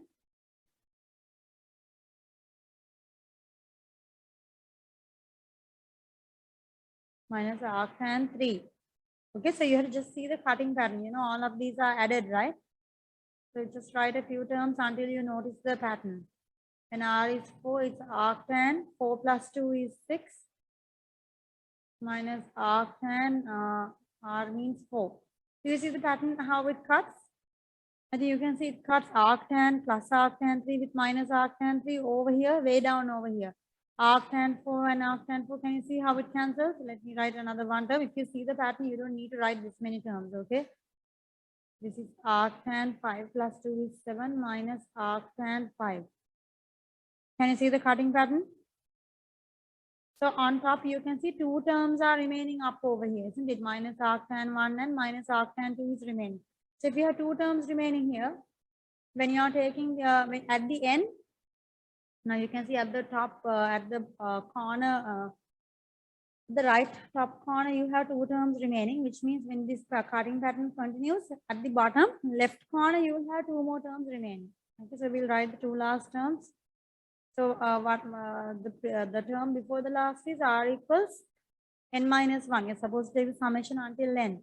So n minus 1 will be, what is it? Arctan n minus 1 plus 2 is n plus 1, right? Minus arctan n minus 1. Replace r with n minus 1. Replace r with n minus 1. Last one, when r is n, this is the last step, right? Arctan, when you replace r with n, it's n plus 2 minus arctan, replace r with n, it's arctan n. So according to this pattern, we need to have two more terms remaining on the left side according to this cutting pattern. These guys will all cancel out. Are you with me? Okay, so according to this cutting pattern, there's two remaining on top. There should be two remaining on the other side. Okay. So now let's take the summation. Adding all of this. So summation of arctan 2 over 1 plus r square, right?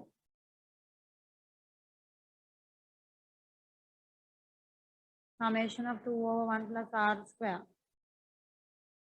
What do we get? What are the terms that are remaining? Minus arctan 1, minus arctan 2, plus arctan n plus 1 and plus arctan n plus 2. Do you agree with me? We'll write the positive terms first. Plus arctan n plus 1. And then we have here arctan n plus 2 minus arctan 1 minus arctan 2. So this is the summation. Check the show that. Is this the show that? Look at the show that we have arctan n plus p, n plus q, we got it, right? N plus 2, n plus 1, we got it. Minus arctan 2 also, we got it, right? Where did the pi over 4 come from? Where did the pi over 4 come from? The arctan 1, I think you all know by now, tan inverse 1 is what? 45, or in other words, in radian mode, this is in radian, so it should be pi over 4, the equivalent of 45 degree in radian. So the arctan 1 is what became as pi over 4. Is that clear? The final answer, arctan n plus 1,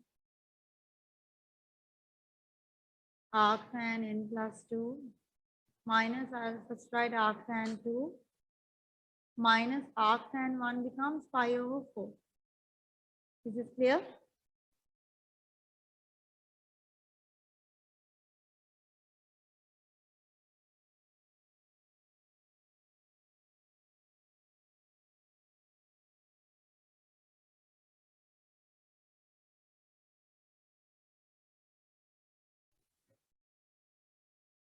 Okay, next we'll move on to part D. Hence, making your reasoning clear, determine the summation of arctan 2 over 1 plus r square.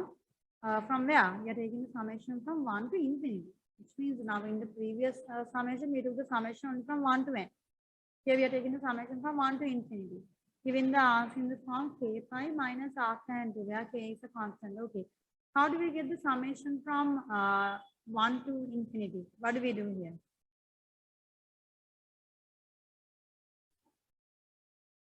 Okay, so in part C, we are supposed to get the summation of arctan 2 over 1 plus r square from 1 to infinity. Okay, so then in now they tell you to, they use the word hence in part C, right? Hence means you are supposed to use the help of the earlier part. In the earlier part, we found the summation of arctan from 1 to n. So here we are using summation from 1 to infinity. Basically what? You can think of your n as infinity here. Can you see? So I will use n as an infinite term. Okay, so infinity means a really large number, isn't it? Infinity means a really large number. So then when you think of your infinity and if you add 1, do you think it's going to make any significant impact? It's still a large number, right? Infinity plus, you add 1, it's still a large number. It's still infinite. Infinity, and if you add 2, you realize it's still a large number, right? Adding 2 to a really large number, does it make it small? No, right? It gets even larger. So we have arctan infinity in these cases, isn't it? So now this is the place where you can't use the help of your calculator. All you need to do is to remember, either you remember the tan graph, Or you have to remember the tan ratios. There is a tan ratio that gives you infinity, the asymptote in the graph. So what are the tan values? What is the tan value that we take here? So you can see even in this table we using that you learn. So you can see here tan 90 or tan pi over 2 in radian. Tan pi over 2 is infinite. Okay, so it's a really large value. At tan 90 we have the asymptote, isn't it, in the tan graph? So basically you can see here when n tends to infinity, you can say arctan n plus 1, arctan n plus 2, all of them tends to what? When n goes to infinity, arctan n plus 1, arctan n plus 2, what happens to them? They become what? They become pi over 2, isn't it? They become pi over 2, they become 90. Is that clear? So then what do we do here? So to get this answer, arctan n plus 1 becomes pi over 2. Can you see? Arctan n plus 2 becomes pi over 2 minus arctan 2 is a constant. We can't do anything to that. Minus pi over 4 is another constant. Okay, can you see? So the only places where it impacts is these two places. Okay, add pi over 2 and pi over 2 minus pi over 4. Pi over 2 plus pi over 2 is 1 pi. 1 pi minus pi over 4 is 3 pi over 4 minus arctan 2, right? Is this the show that? Yeah, they're asking you to give the answer from k pi minus arctan 2 where k is a constant. So here our k value is 3 over 4. Is this clear?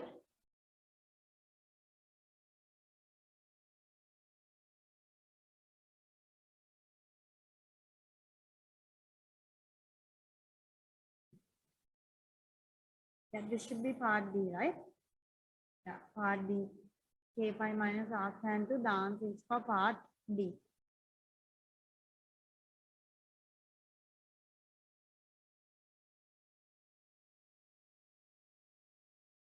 Okay, so moving on to question number 7.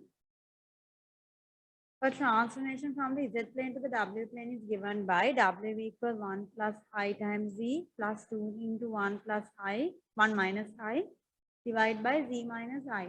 The transformation maps points on the imaginary axis in the Z plane onto a line in the W plane.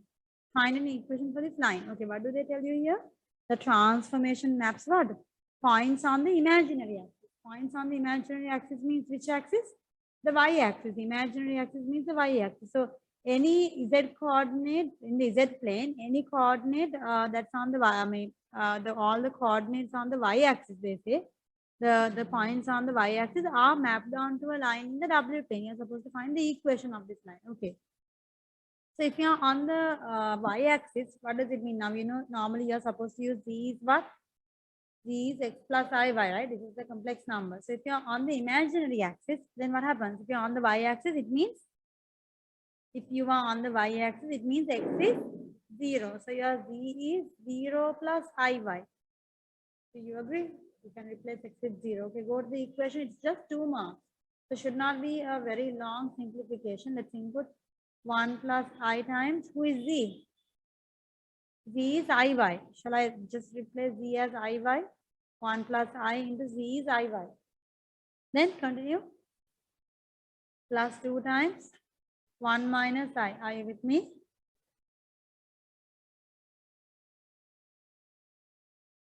Divide by z minus I. Who is z? Z is iy. Z is iy. And you have minus I. Are you with me? Shall we simplify? First, so don't go to do anything else. Just try to see whether you can simplify this. So what do we get here?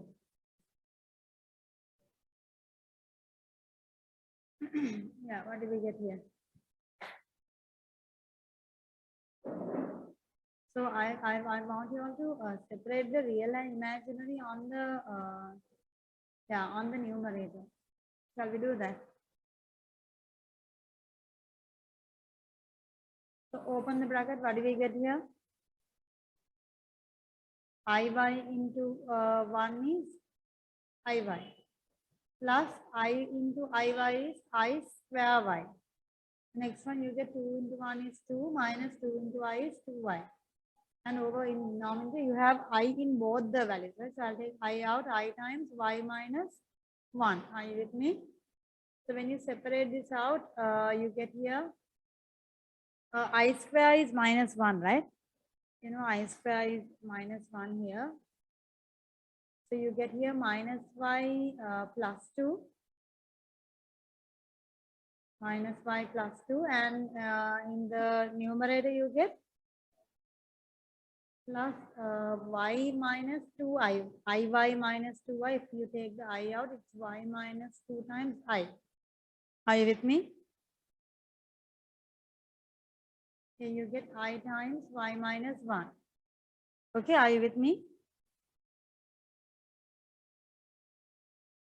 Okay, so after you come to this point, you can see there's a I in the denominator, right? So basically what I want to do here is I want to separate the real and the imaginary.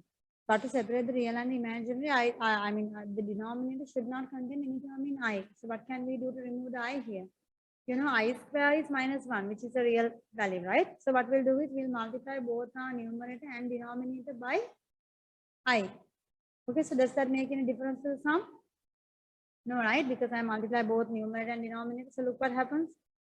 W equals, what do you get here? Minus y plus 2 times I.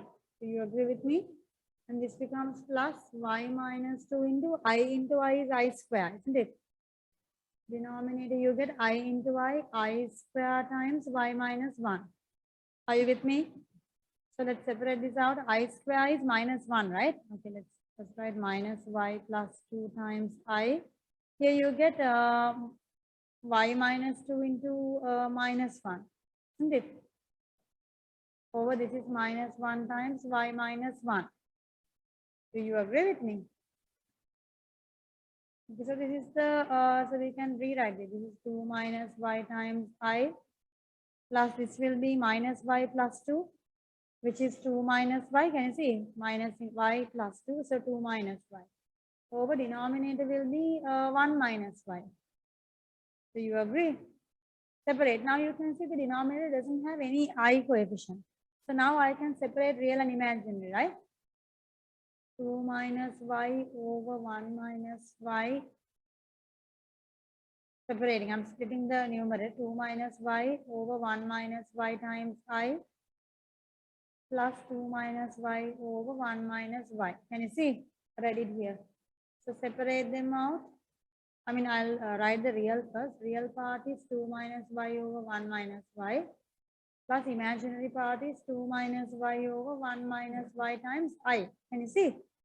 So who is supposed to be W? Normally when we transform, the transform plane is we say U plus IV. So when you compare coefficient for the real, who is going to be U? U is 2 minus y over 1 minus 5. When you compare the imaginary, V is 2 minus y over 1 minus 5. What do you have to say about the U and V? Now you're supposed to get a line in the W plane, right? The line, the points on the imaginary axis in the Z plane, they ask you to show that this becomes a line in the W plane. So in the W plane, now you know the Z plane is what has XY. W plane we normally use U and V, isn't it? For XY instead of XY we use UV. So in here, now how do I get the W plane equation? What do you say about U and V here? Do you see that both of these parts are equal to each other? So then what's the W plane equation? The equation of line in W plane is what? The equation of line is U equals V, like Y equal X. So U equal V is the line in the W plane. Okay, because the real part of the real coefficient and imaginary coefficients are equal. Okay.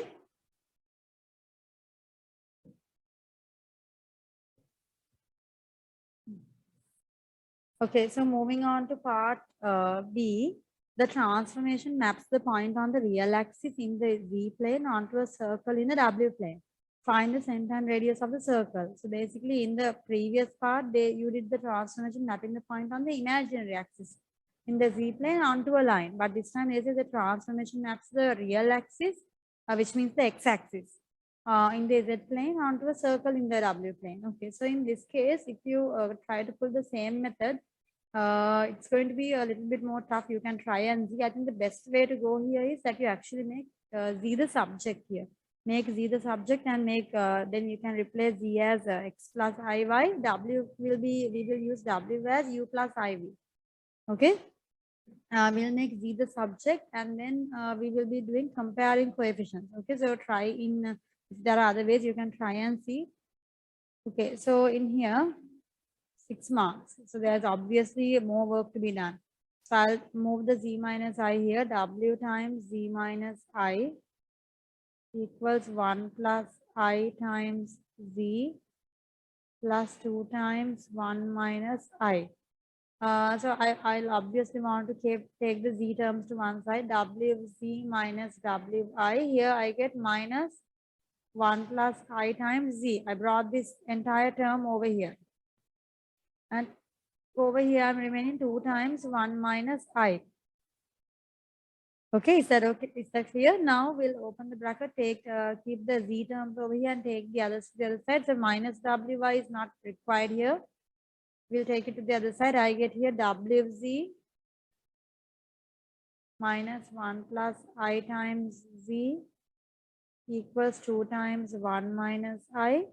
Minus wi goes to the other side as plus wi. Are you with me? Taking z out, and I'm remaining, I get here w minus 1 minus I.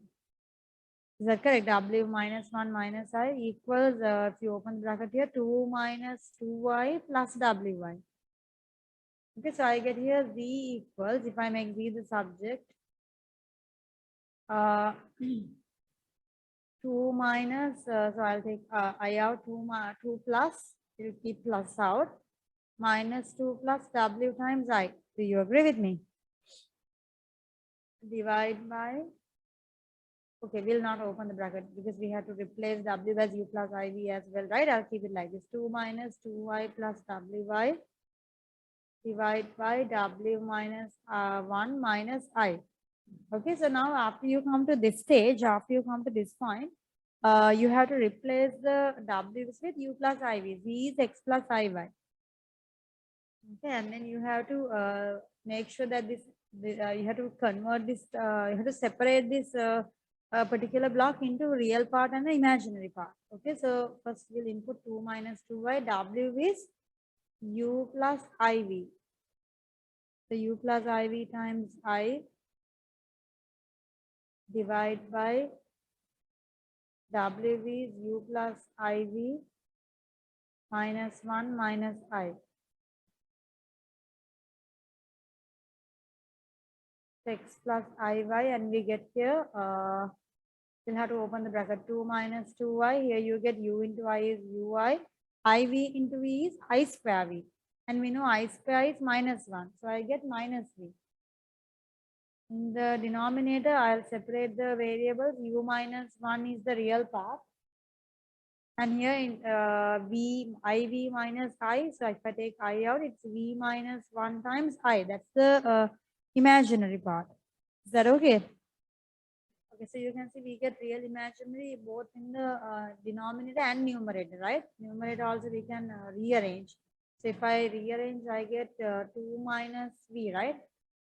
So I rearrange. Numerator is 2 minus v plus the imaginary part is minus 2y plus uy, which is minus 2 plus u. Divide by u minus 1 plus v minus 1 into I. Okay, after you come to this point, obviously what do? We have to, what? We have to multiply, right? We have to we have to multiply with the opposite sign because we need to get rid of the I in the numerator. We have to get rid of the I in the denominator. So let me rearrange this. This is what we have currently. So what I'll do here is I'll multiply both numerator and denominator by what? I'll multiply it with u minus 1. So in the denominator, you have a plus, which means the term you're multiplying should be negative. V minus 1, 9. U minus 1, V minus 1, 9. So we are multiplying. Basically, this is a A plus B. So we multiply with A minus B. Why? For what purpose? To create the A square minus B square. Okay, so that you can, that will eliminate, will create a I square here, which will eliminate the I in the denominator. That's what we need to remove. Mainly, we have to remove the I in the denominator. Okay. Okay, so then let's simplify x plus iy. So you have to open the bracket here, right? So you have here 2 minus v times u minus 1. Can you see?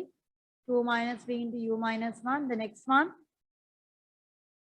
minus. I'm opening the bracket with 2 minus v and minus v plus 1. So 2 minus v into v minus 1 times I. Are you following me? What I did here was I multiplied 2 minus v with this first term. Then I multiplied 2 minus v with the second term. So now you have to do it with the other one. U minus 2 into I times u minus 1. Can you see? U minus 2 into u minus 1 times I. Okay, and then I'll write it down here. Plus, what else will we have?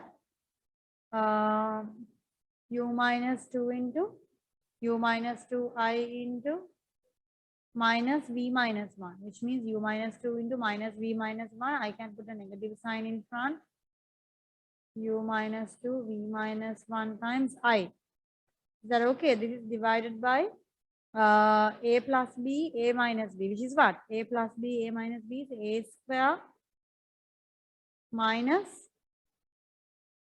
b square, isn't it? I directly wrote the denominator. I did not go to waste much time. Directly a square minus b square. Are you with me? And then they are telling you that the imaginary part of z is 0. So we'll just have to separate this a little bit. That's all. Main work is done. I think you can see which parts are having I, which parts don't have. I think the last one was u minus 2 into v minus 1. I into I is I square, isn't it? This is I square here. Okay. So now you can separate the real and imaginary. Who will be real? 2 minus v, u minus 1 is real. And u minus 2, v minus 1, I square. I square is minus 1, which means this is also real. Okay, so because I square gives you minus 1, what happens? This term becomes a plus term. 2 minus v, u minus 1 plus u minus 2, v minus 1. So these two are the real terms. The imaginary terms, yeah, u minus 2, u minus 1, I, and minus 2 minus v, v minus 1, 9.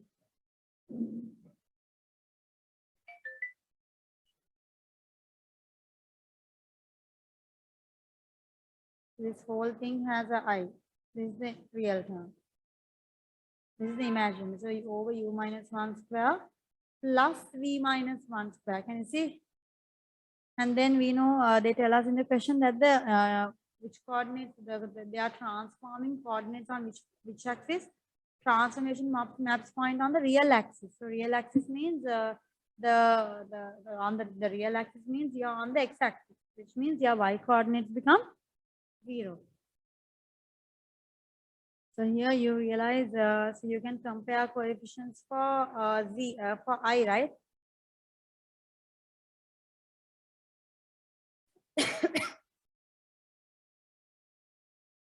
Compare coefficients for the imaginary, and you get here IY. So y is imaginary here. The imaginary part is u minus 2, u minus 1, minus 2 minus v, v minus 1. I'm not writing the I because I'm taking the I coefficient. Divide by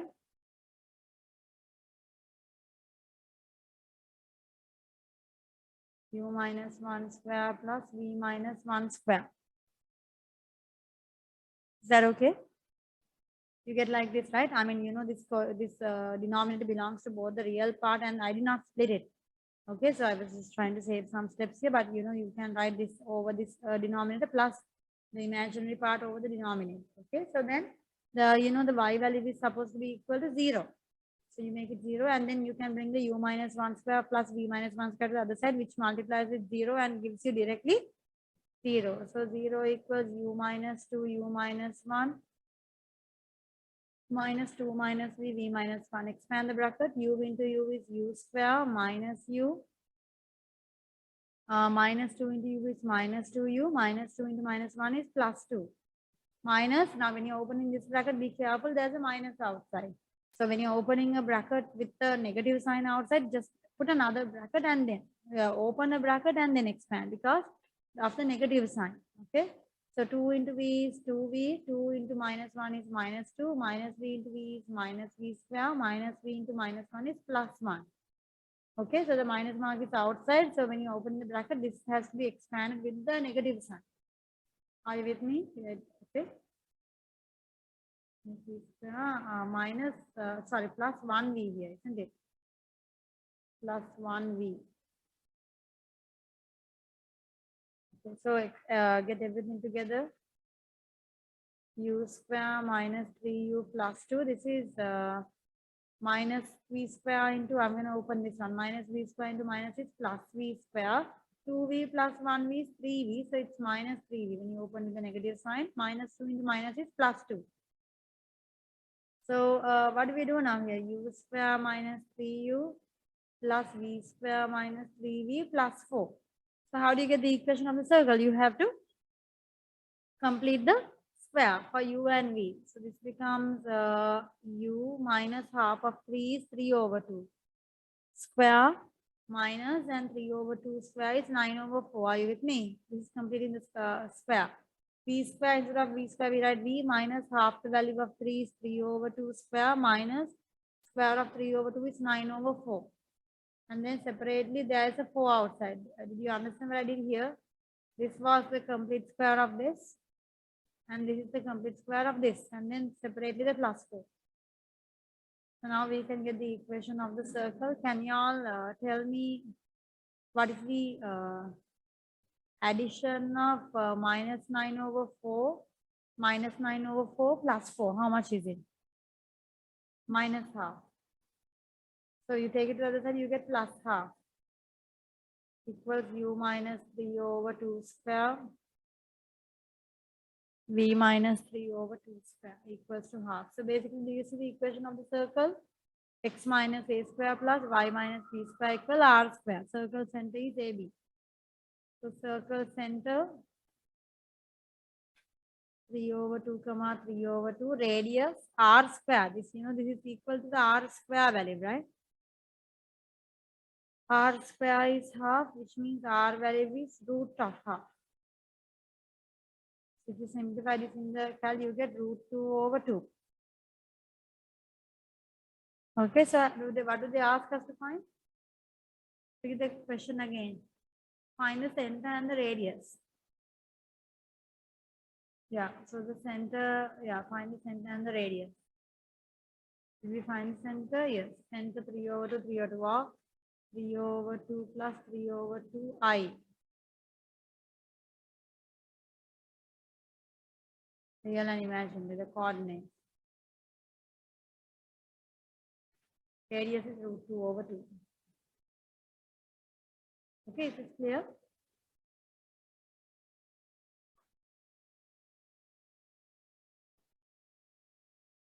So in this question in part B, so like you might think like, why can't we proceed with the same way that we did in part A? In part A, did you notice that we did not make Z the subject, but that we replaced the x plus iy, and we replaced, because imaginary axis, we put x is 0, right? So in here, similarly, when they say transformation maps the point on the real axis, it means what? If it's on the real axis, you know y is 0. So you could take this exact equation and use y as 0 and then do this exact same process. But then again, I'll just show the first few steps and then you can continue out. Anyway, the process will be long. So 1 plus I, the z coordinate is, when you're on the real axis, d is x plus I, y. You realize y is 0, which means you only have x, right? Are you with me? So which means this is 1 plus I into x. This is just an alternative method, huh? because you might be going to go in this method because of what we did in part A. Over z minus I means x minus I. Can you see you come like this? So when you come to this point, what do you do now? You need to rationalize. So you will multiply both up and down with x plus I, and you have to keep going in this manner and separate real and imaginary. Okay. So you can try in that method also. So end of the day, you simplify, when you rationalize both up and down with x plus I, you should end up with this exact same answer. Okay.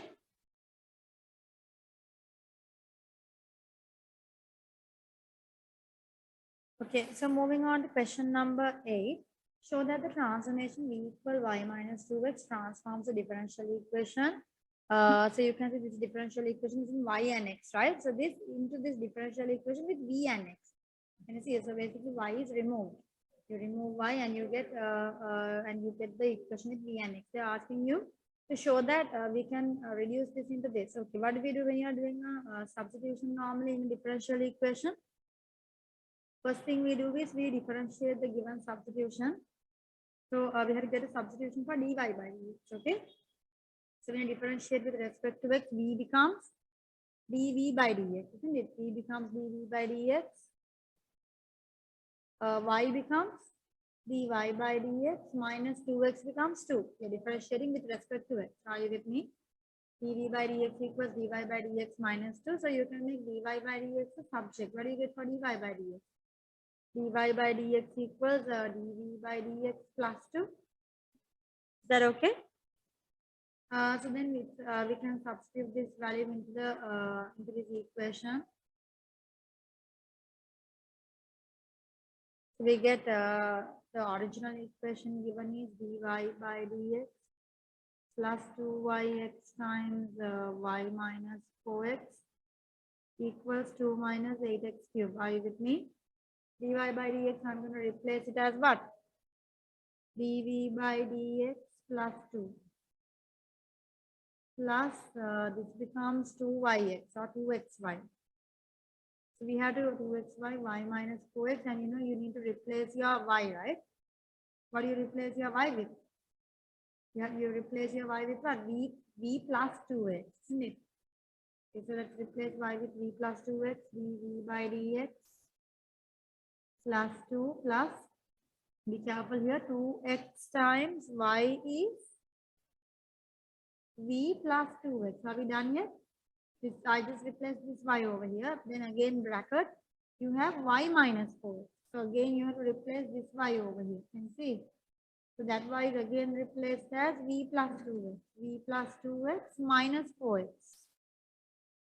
Are you with me? I replace this y here with v plus 2x and then minus 4x. Close bracket equals 2 minus 8x cubed. So dv by dx equals dv by dx plus 2 plus, let's simplify this, 2x times v plus 2x. This becomes v plus 2x minus 4x is v minus 2x. Are you with me? 2 minus 8x cubed. So what's the easiest way to open this, expand this bracket? dv by dx plus 2. Can you see this is 2x times v plus 2x into v minus 2x? A plus b, a minus b is a square minus b square. So b square minus 2x square is, who is the square of 2x? 4x square. Be careful, the 2 also square. The 2 also will square. A plus b, a minus b is a square minus b square. Okay, are you with me? So dv by dx plus 2. Let's open the bracket. This is 2x v square minus 8x cube. 2 minus 8x cube, right? So minus 8x cube will cancel out. Are you with me? The plus 2 also cancels out. Plus 2 and plus 2 here. So that also cancels out and we get dv by dx equals the plus 2x, the plus 2x v square goes to the other side as minus 2x v square. Okay, so that's the show that for part A. That's the show that you have to do for 4 marks. That's clear. Then part C, part B. Part B, they tell solve the differential equation in 2. To determine v as a function of x. Okay, so this is the first order differential equation, right? Which technique are we going? Do you go with method 1 in the book where you separate the variables, or do you go with the product rule method, or do you go with the integrating factor method? Which of the three is most relevant here? You can see whenever it's possible to separate variables, go with the separating variables, where you take the v terms to v side and x terms to x side. So just like you do in T4. So here in part B, let's solve and get the general. They ask you to solve and get the general equation, right? General equation means what? It's the equation in terms of a constant, in terms of an unknown constant, right? A particular equation, particular solution means when you have a solution, when you know the exact answer. Okay. So let's get the general solution. Shall we separate variables? dv by dx equals minus 2xv square. Separate variables. So I'll take the v terms to the dv side and I'll take dx to this side. What happens? V square, shall I bring it down? 1 over v square. This side is minus 2x. So I'll integrate both sides. This inside integrate. I have separated successfully separated the variables. After you separate, you integrate. This side integrates with respect to v. The other one integrates with respect to x. What happens when you integrate 1 over v square? We don't integrate v square, right? We have to bring it up, so it's v to the power minus 2. I'm not yet done with integrating. I brought the minus 2 out here. Let's integrate now. So when you integrate, you add 1 to the power and divide. Minus 2, you add 1 to the power and divide. And then don't forget the plus c. Plus c, you could put it over here. It's up to you, okay? So I just place the plus c. So I get here minus 1 over v minus x square plus c. Okay, so what are we supposed to find here? We are supposed to make v the subject. Hence, obtain the general solution of the differential equation. So when they ask you to get the general solution of the differential equation 1, sorry, we are doing part B, right? In part B, they are asking to solve the differential equation 2 to determine v as a function of it, which means what? You're supposed to make v the subject. Can you make v the subject? So I'll make v positive. I get here plus x square minus c equal plus 1 over v. Do you agree with that? I switch the side. And then the v will come to the other side as a multiplication. I brought the v up, and that means v equals 1 over x square minus c. Do you agree with me? Okay, do you agree with me? And then what happens? So that's the answer for part C. Okay, actually some of you might be getting this C as plus C. Okay, depending on how you use the C. Actually, because here both of them are negative, you could remove the negative sign and put a plus C also. Actually, it will not matter because it's a constant. Okay. So anyway, I will go ahead in this method. So even if there are people who get plus C, that is perfectly fine. So when we get the particular solution answer, we will all get the same answer at the end of it. So then here they say hence obtain the general solution of the differential equation 1. What do you mean by differential equation 1? What's the difference between 1 and 2? Differential equation 1 is y in terms of x. Differential equation 2 is v in terms of x. So we got the solution for v in terms of x. So then the solution for differential equation 1 means where you get back the answer in terms of y. Are you with me? So what do? We replace the v with y minus 2x. So go, this is part C. Replace the v with y, what was it? Y minus 2x, right? So you get y equals 1 over x square minus c plus 2x. Is that okay? So this is the answer for part C. Okay.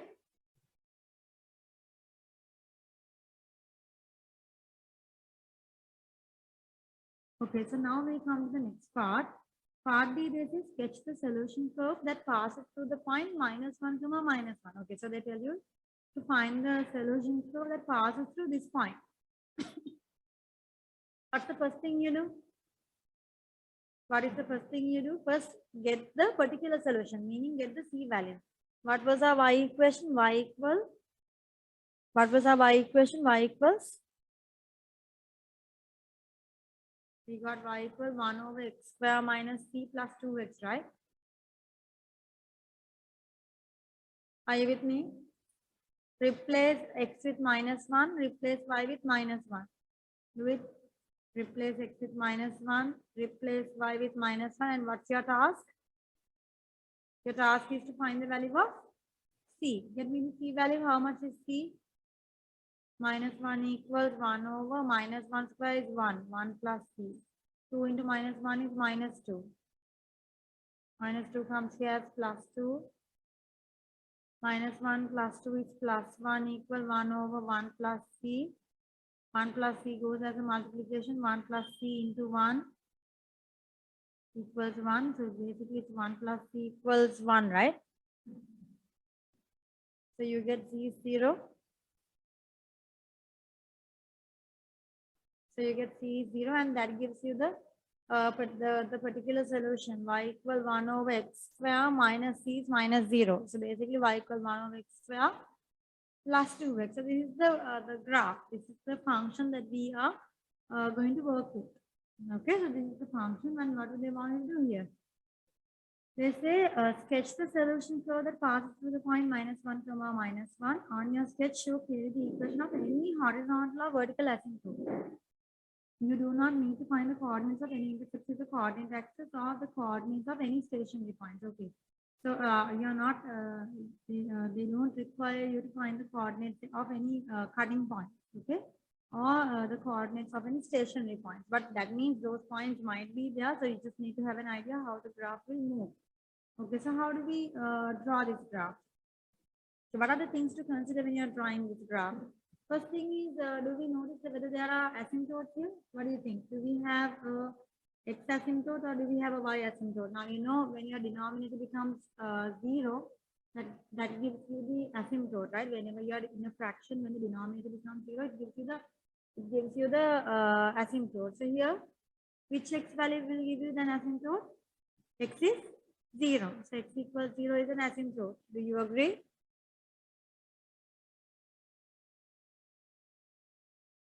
X equals 0 is an asymptote, which means the y-axis is an asymptote. Okay, so you need to check what happens to your graph. Okay, so how your graph will move for large x figures and for small x figures. And also they say there might be turning points also, right? They do mention it. Okay, so we need to pay attention about those things as well. Okay, the first thing is you realize, okay, y-axis is an asymptote. Okay, but what about the x-axis? Is x-axis an asymptote? Now, if you cut the x-axis, you can see here, when you make your y0, that you actually get an x cutting point, isn't it? Okay, they have told you not to find it, but it just gives us an idea how to go with the sum, right?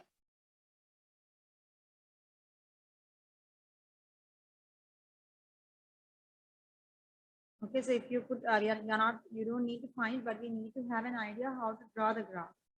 So if you put 0, you get -2x equals 1 over x square. You get -2x cube equals 1, x cube equals -half. And you do need to realize it's possible to take the cube root of a negative figure. Okay, negative figure, we can't take the square root, but for a negative figure, we can definitely take the cube root. Okay, they don't need, they have not asked you to find this. Okay, but what does this tell you? This tells you that your graph will cut the x-axis. It cuts the x-axis at a single point. There are no plus minus here. Okay, cube root of -half, if you type it in the calculator, you will get an answer. It doesn't give you math error. Okay, it gives you an answer. It's cube root, power 1 over 3. -half, brackets, power 1 over 3. So I'm not going to find that. It's not necessary. So we are just supposed to sketch the graph. In the sketch, they told you not to find any of the turning points or any of the x-axis or y-axis cutting points. So we'll mark the asymptote is x equals 0 is an asymptote. You do realize your graph cuts somewhere over here, right? Your graph will cut the x-axis somewhere down over here. So that's not enough for us to draw the graph, right? Shall we take the calculator? So let's give the value 1 over. So we'll see how the x value moves, x value behaves. 1 over x square plus 2x. You just need to sketch it. So this is the graph. So we'll put some negative x values.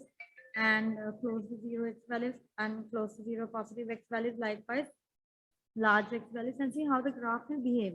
So currently we know a few things about this graph. Okay, so let's input some values. Maybe when x is minus 10, 1 over x square plus 2x is the graph. Give some x values. So what happens when x is really small? So you can see it's downward, right? You're going down. Are you with me? So we kind of need to sketch it. So what happens when you come up? So when your x values get closer to 0, so when x is minus 10, you got minus 19.99, right? So when x is minus 8, what happens? Minus 15 point, which means its graph is what? It's when you come to the right side, the values are, it looks like it's moving up. Check. When x is minus 5, it's minus 9. So definitely moving up. I think you can see because it's crossing the x-axis at this point. So it will be coming from down below, it's coming up. Okay. So it's coming over here. So you need to realize, will the shape be in, okay, so we realize, okay, let's at least for the now moment, we figure out it's moving up. It's definitely a curve. You need to kind of figure out the shape of the curve. Okay, so how do we figure it out? Okay, look. So when x is minus 3, it's still negative, right? Still negative. Calc when x is minus 2, it's still negative. Negative 3 point. When x is minus 1, minus 1. So basically, when x is 0, it's math error. So when x is 0, because that is the place where you get the asymptote. The graph doesn't touch the x-axis. So give a small value, minus 0.5. That's positive because this cutting point is in between 0 and minus 1.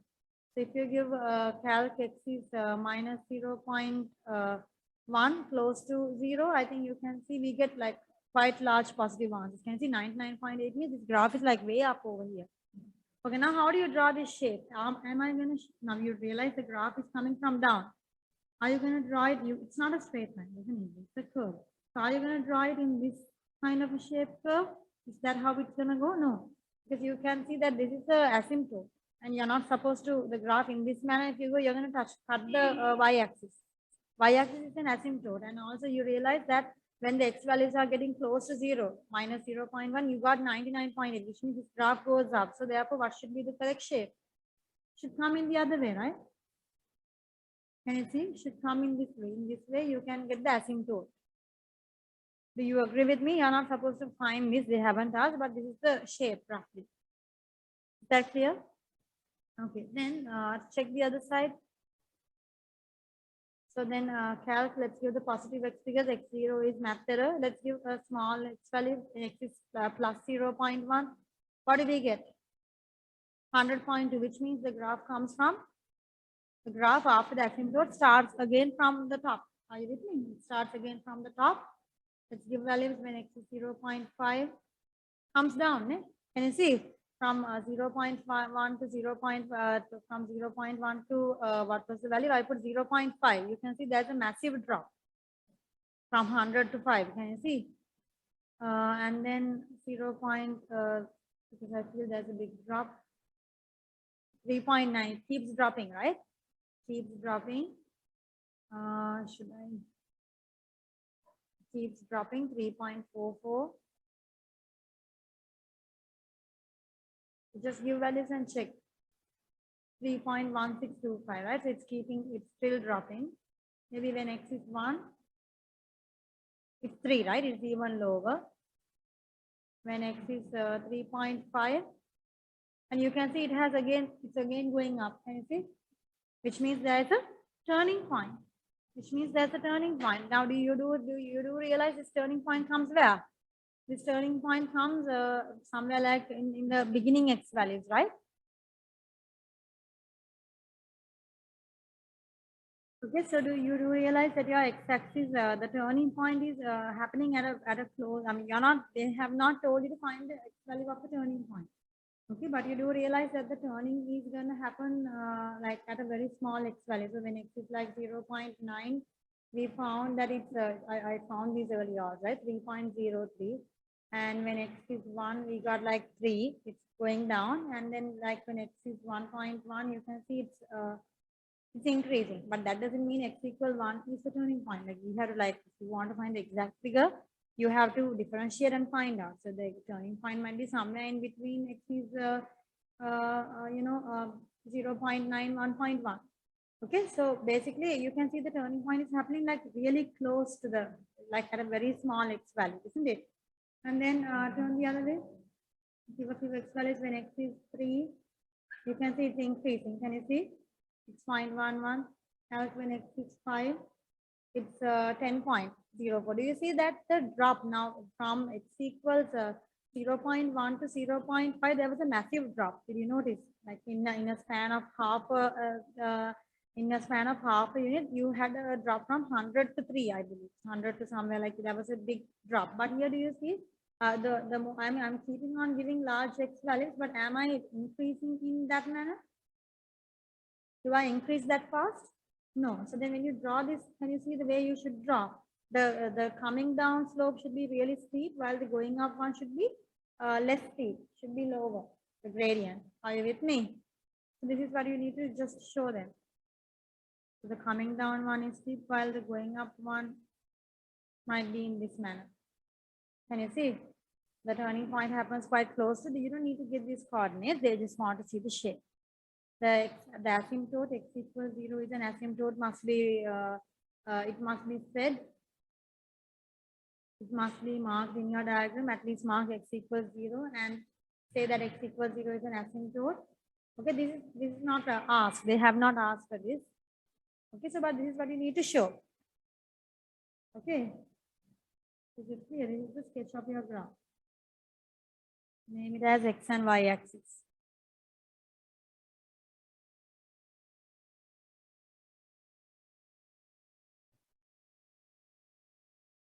Okay, is this clear? Okay, so this is the end of this F2 paper.